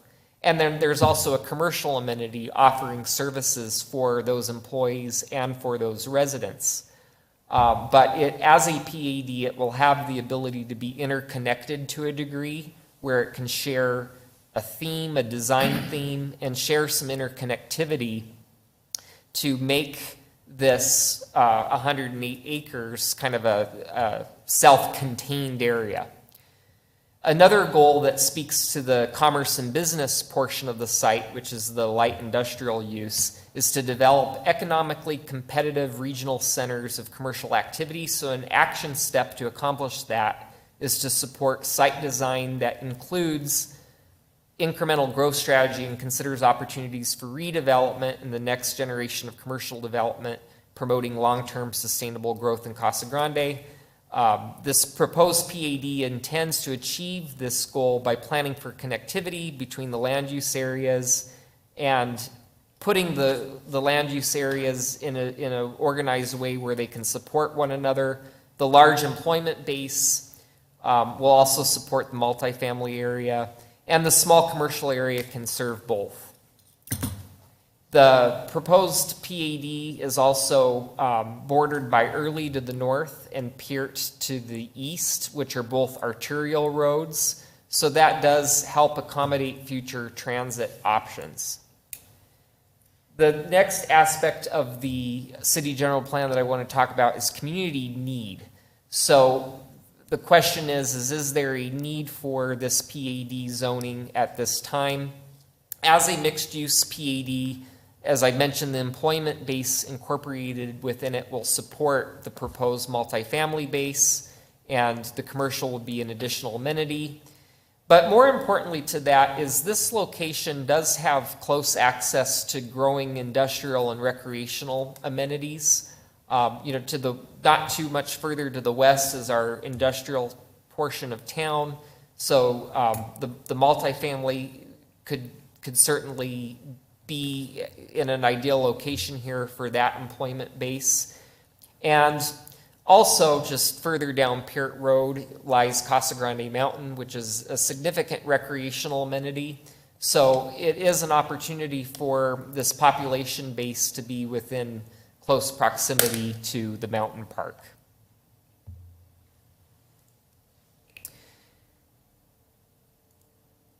The next criteria that I want to talk about is the adequacy of the plan with respect to land use. So primarily what is important to look at here is its compatibility with surrounding existing land uses and proposed land uses. As I mentioned, both Early and Peart are arterial roads. Arterial roads do make for good separators of uses, because Early Road as a minor arterial is designed to ultimately be 110 feet in width. Think Cottonwood Lane, that's a minor arterial. So ultimately, when there's development on both sides of the road, you'll have 2 lanes in each direction, a center median likely raised, and you'll have bike lanes and sidewalks. And then Peart is designated to be a principal arterial. And a principal arterial is 140 feet wide ultimately, and it is designed to, in the future, have 3 travel lanes in each direction, a center median, likely raised, bike lanes, sidewalks, etc. So having these arterials frame the site does provide an inherently good separator of uses. However, the PAD dives deeper into some setbacks and heights to help respond and relate to the surrounding uses. So any development parallel to Early will have a 30-foot minimum building setback, and that would be after there's additional right-of-way dedication for Early. As I mentioned earlier, is going to ultimately be 110 feet wide, so that would be 55 feet from the center line of the road would ultimately be dedicated. And that would be where the future north property line's located. And the proposed setback is 30 feet. From Peart, there's a proposed 35-foot setback, and that's again assuming that there's a 70-foot half-street right-of-way dedication from its center line. In addition to that, then, there would be a 35-foot setback. It is a little bit greater from Peart than from Early because of the fact that it does, you do have that light industrial use, and so that's obviously more intense, and so the setback's a little bit greater to add a little bit more separation of those uses from the fact that on the other side of Peart, there's a more diverse mixture of different rural uses, and so it just adds a little bit more buffer. But of course, at the time of, should this PAD be approved and the annexation, the next step for the owner of this property is to submit for major site plan approvals. And at the time of major site plan consideration, there will be additional opportunity to evaluate compatibility measures. One thing that I want to point out too is the land use map that you see here may seem somewhat generic. Medium density, high density, commercial, light industrial. What do all of those mean? Well, within the PAD guide, it defines what uses are allowed in each of those areas. As I mentioned, medium density is defined as something that cannot exceed 12 DUs per acre, and that is a multifamily type that lends itself to duplexes, build-to-rent type development, whereas high-density multifamily, which can have up to 24 DUs per acre, is more of like a traditional walk-up style apartment. Within the PAD, there is a list of allowed commercial and light industrial uses that are allowed within those respective areas. It also prescribes what the maximum heights are in those. So the medium density multifamily area would have a maximum height of 30, as would the commercial area at the corner. The high density area would have a maximum height of 35 feet. And then the light industrial area would have a maximum height of 45 feet. With regard to the public notification process, we did send out notification as required by code. There were 2 signs posted on the property because of the size. We did receive a call yesterday afternoon from a nearby homeowner. They did have concerns. They really felt that the property should stay rural. They did not provide their name or their location in order to respond to specifically where their site sat in relation to Peartley Point, but perhaps they are in attendance to elaborate. Regarding our staff recommendations, there are 2 being considered this evening. The first is the minor amendment to the general plan to place the property into phase 1. And staff is recommending that Planning Commission forward to council a recommendation to approve it, subject to City Council adoption of the pending Roping Ridge annexation. And then the second request that staff is recommending is to the PAD zone. There's a typo, it says Roping Ridge PAD, but it's Peartley Point. Staff recommends that Planning Commission forward to City Council or a recommendation to change the zoning from Urban Ranch to Peartley Point PAD, subject to these 2 conditions. The first being that this would be subject to City Council adoption of the Roping Ridge annexation and the designation of Urban Ranch from the county zoning of general rural. And then the second condition is our standard condition regarding right-of-way dedication, that the city would have the ability to attain right-of-way for both Early and Peart Road ahead of any development that were to occur on Peartley Point. And I'd be happy to answer any questions. Commissioners, questions for staff? I believe so. All right, would the owner or their representative please come forward, address the commission? Thanks, Jim. Good evening, Mr. Chairman, members of the commission. My name is Greg Davis with iPlan Consulting. I'm a land planner. I was working on this project for about a year now. For the record, our office is located in Queen Creek, Arizona. So thank you for the opportunity to be here tonight, and Happy New Year to everybody. This site has been one that we've been excited to bring forward for a while now because we finally have a client that likes to build unique projects, and this is one of the more unique ones that we represent. And the reason for that is because it really represents kind of that live-work campus that, as a land planner, we always strive to design and develop. By encapsulating the project, having the various uses, which include commercial, residential, and employment, it really allows projects to develop at a higher intensity, but not necessarily have the impacts that a lot of separated projects do, because we don't have the transportation issues that when you have separated employment and living, you create a lot of traffic. So that's why we try to promote projects like this as a land planner, because we like that holistic view on how people can live and work in a nearby environment. As Jim pointed out, though, we also, love this location. We're close to a lot of regional transportation with I-8 to the south, I-10, Jimmy Kerr obviously connecting, and 287 to the north. So we really feel it's a site that's very ripe for future development on this scale. And given the fact that we are going to be going through major site plan processes, we plan to work with staff to make sure that whatever development does occur here is sensitive and consistent, compatible with adjacent development around it. So with that, I'll be glad to answer any questions that you might have. Very good. Commissioners? No. No questions for them? Okay. Thank you. All right, thank you. Appreciate it. Now I'll open the public portion of the meeting. Anybody from the public like to address this issue, please come up. Give us your name and address for the record. Robin Morgan, 182 South Naples Lane. Obviously, I can see my lot right there. It's right there, basically where the high density meets the commercial. So my question is I know you're going to build apartments and you want to build this work-live thing, but they're all going to drive their cars there. So, I mean, the traffic's going to be there. And then you're going to widen, early you said to 110 and PERT to 140 or whatever it was. I mean, that's early shut down right now from PERT to the east because they're doing all the infrastructure, I'm assuming, for whatever that other area is. So my question is, how long is this all going to take? Like, how long is the road going to be completely destroyed?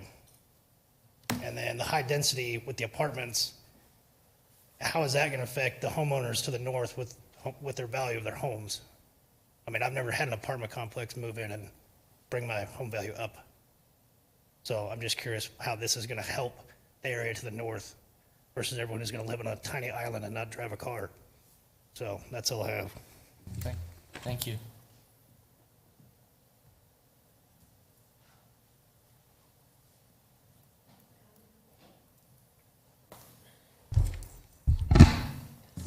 Good evening, commissioners and staff. I'm Tina Cramp. I'm at 15188 West Early Road. I'm going to try to get this into just my own little minutes of comments. There's 4 of us that live directly across the street from the medium density section of this plan. Mr. Lehman passed away. He owns the corner area, so obviously he's not able to be here. His family's taking care of his estate, so they're not here. We did have a conversation with them. And also the neighbors directly next to me, the whole family got COVID for New Year's. So I get to speak for 3 families with my 3-minute talking, so I'm gonna try to go fast, so hang on. So with presenting this, we did come before when this was in session to the city council with regards to the incorporation, and we definitely are okay with the incorporation. Yes, we did buy our property when we were in the county, knowing that we were moving to the county. we were excited about that. CG Mountain across the way, it was amazing. I'm in the real estate industry, so I do understand that what you see now is not really promised to be in the future. We know that. However, as a citizen and as a person that owns land and really looks forward to what's happening in our future, the concern comes up with the idea of having that whole area be apartment complexes, or they say medium density. We know that's probably looking like the rent-to-own homes that are being put all over town. I was looking at some numbers, and what concerns me a little bit is the amount of planning that we're doing for apartments and rental homes. Yes, I sell real estate, and of course I want a lot of single-family residents. However, when we do tend to get top-heavy on a lot of rental properties, what is that really doing to the value of the homes of the ownership in our community? Right now, I was looking at the numbers, and in 2023, the commission approved units of over 1,500 units of apartment complexes. We had 557 build-to-rent units and 976 new multifamily units. Now, that was just what was approved in 2023. And so I don't know, we have more obviously in 2022, and I pulled 2021's records. In 2021 records, we had, as a total, we had 6,300 apartment doors. I think, if I'm not mistaken, as of 2021, hopefully I pulled the right numbers. But if we're looking at this and we're adding at these numbers of more rental properties, it's just real concerning to us, first of all. I'm not the NIMBY, I'm not that person, not in my backyard. However, I think we need to think wise if we're planning for the future of our community. And it's not planning for what's right now. I understand what the statements that the property owner or the representative is stating about this live-work community. I don't know if that area ever will be that live-work community that they would intend it to be. It's definitely not walking distance to the CG Mountain. It's definitely not that close of a distance to drive out to the other industrial that's on the other side of the west side of town. So I'm not really sure what the plans are. So our suggestion and our thing would be to not do, we're okay with the PAD, but the medium density and the high density, we'd like to leave one of those as single family. Even if it's across from us, we're okay with single family residents. I don't know if they're trying to usurp that because they don't have the water. When you go apartments, you don't have to worry about those type of water approvals on it. But it's just concerning for us to have two sets of apartment complexes right across the street from Tuscany and right across the street from those of us that have 2 or 3 acres with our properties. Okay. Thank you. He did mention the traffic, didn't he? Okay, just making sure. Anybody else like to address this issue?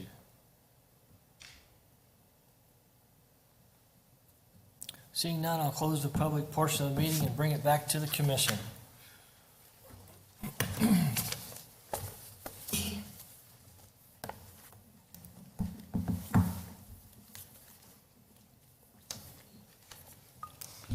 Mr. Chair, I'd like to make the motion.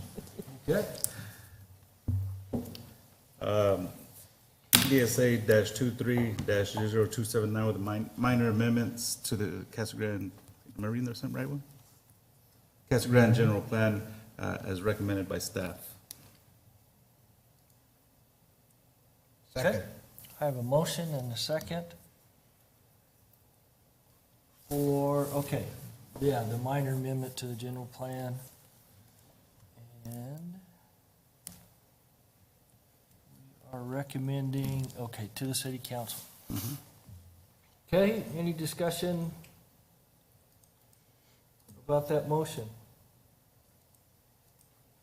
Seeing none, call the roll. Member Audrette? Aye. Member Hubbard? Yes. Member Peters? Aye. Member Estrada? Yes. Vice Chair Garza? Aye. And Chairman Benedict?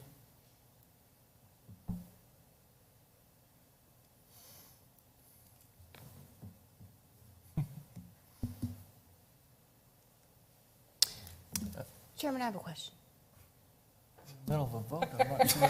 Oh, sorry, I thought you were done. Sorry about that. He's still I thinking. thought we were on to the next one. I'm still thinking, does it matter? I mean, it doesn't matter which way I vote. Yeah, for this, yes.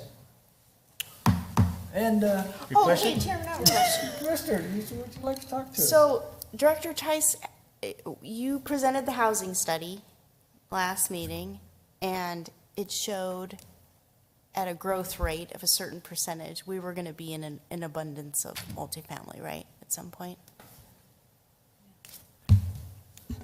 Yes, what it showed was that we probably have already granted entitlements, zoned property, multifamily. James, can you go to your PAD for a second? For the high-density category, we'll call it, for about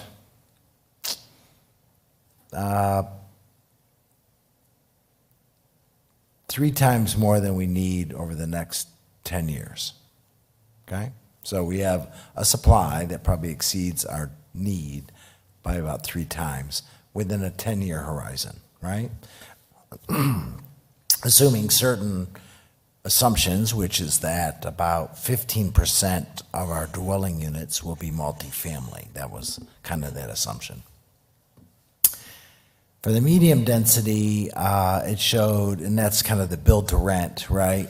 For the same horizon, we probably have zoned about 6 times the amount that we need, that we need to meet our community needs. So we have already zoned enough in both of those categories to meet our anticipated community need for at least 10 years, probably way beyond that.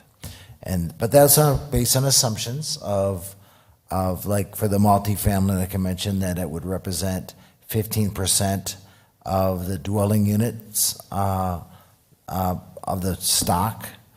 Medium density, I think we assumed about 10%, that the build to rent would meet about 10% of the market.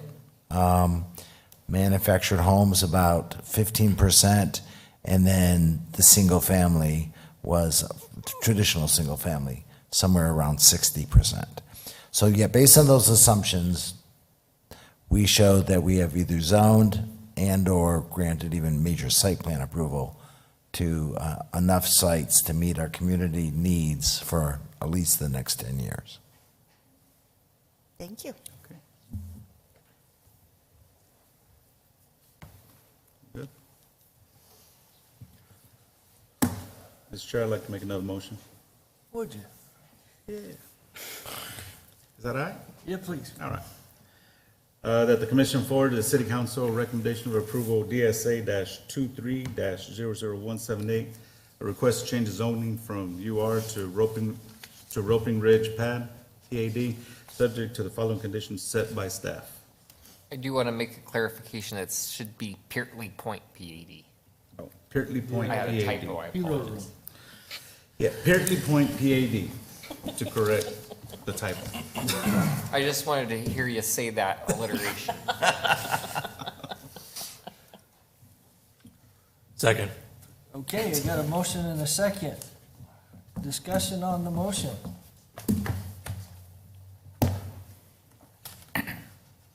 I think for me, I hear the challenges and concerns about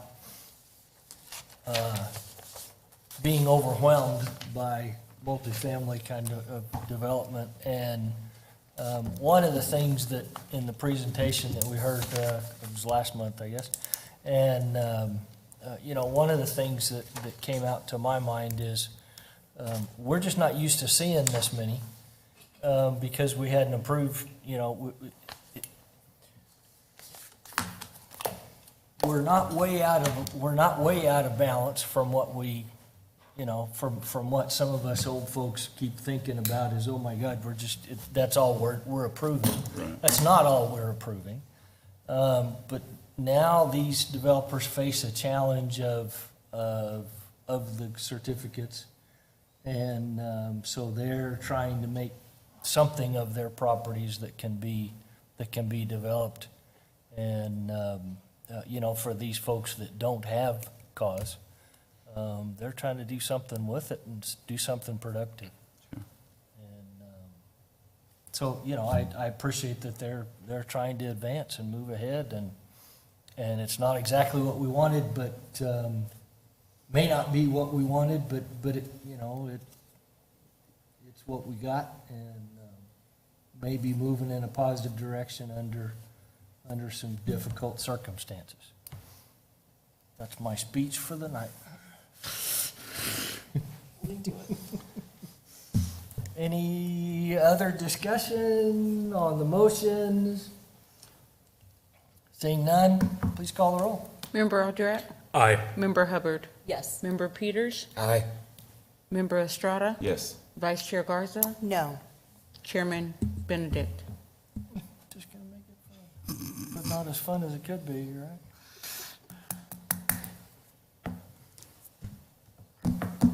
Yes. Thank you, good luck with the development. And we are at reports from the planning director, I believe. I think.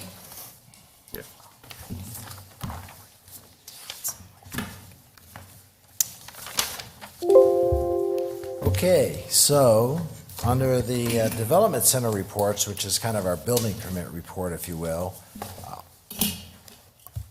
we had a, pretty active December in terms of permits, in both the single-family category, and we issued permits for an additional apartment development, another 276. That was for an apartment complex that's on the corner of O'Neill and Treckle, the southeast corner. Cottonwood Apartments, I think the name of it is. So that pushed our apartment numbers up to, I think, 976 units for the year. And the grand total between single-family build-to-rent and apartments, I believe, is a little over 2,400 dwelling units, which I believe is probably an all-time record for Casa Grande for the annual number of dwelling units permitted in any given year. As the chairman just said, if you think about the 976 apartments, that's, well over, it's about 50% of all the permits, I guess. That's not a sustainable number. We're not going to continue to issue that number of multifamily permits in 2024 and 2025. There was certainly a pent-up demand, and those numbers, I believe, will drop off drastically as in 2024, especially since many of the units that were permitted in 2023 won't be completed to 2024 and won't be occupied until later this year. So my crystal ball is we're going to slow construction and permitting of multifamily significantly into this year. But the numbers were very high for this year. So interesting, I thought. Administrative approvals, we did a couple administrative approvals for small additions to site plans for the Serendipity Daycare and for the Fry's Fuel Station. The Board of Adjustments did approve the sign plan for the Mesa Vista Apartments, and then the below zero variance that we talked about earlier tonight with that CUP. City Council did approve,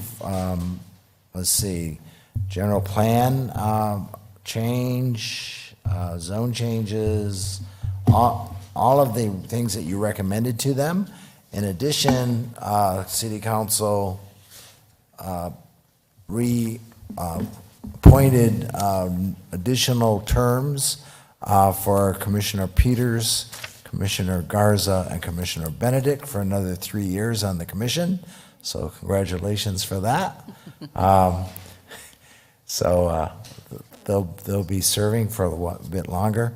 And I just want to let you know that there was a request filed by the West State Apartment Project to have council review the commission's decision to deny the major site plan for that apartment complex.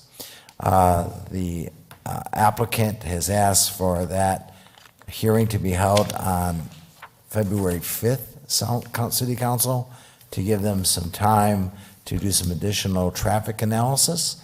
They hired an additional traffic engineering company to do new traffic counts and additional analysis and provide that information to city council, because I know that was certainly a large, big concern of the public and the commissioners. So we'll see what happens next on that meeting. That might be an interesting meeting to watch, broadcast, that February 5th meeting, to see how that goes. So with that, that concludes my reports. All righty. Motion to adjourn. Yeah, do I Motion, hear a yes. Second. All in favor, say aye. Aye. We're adjourned.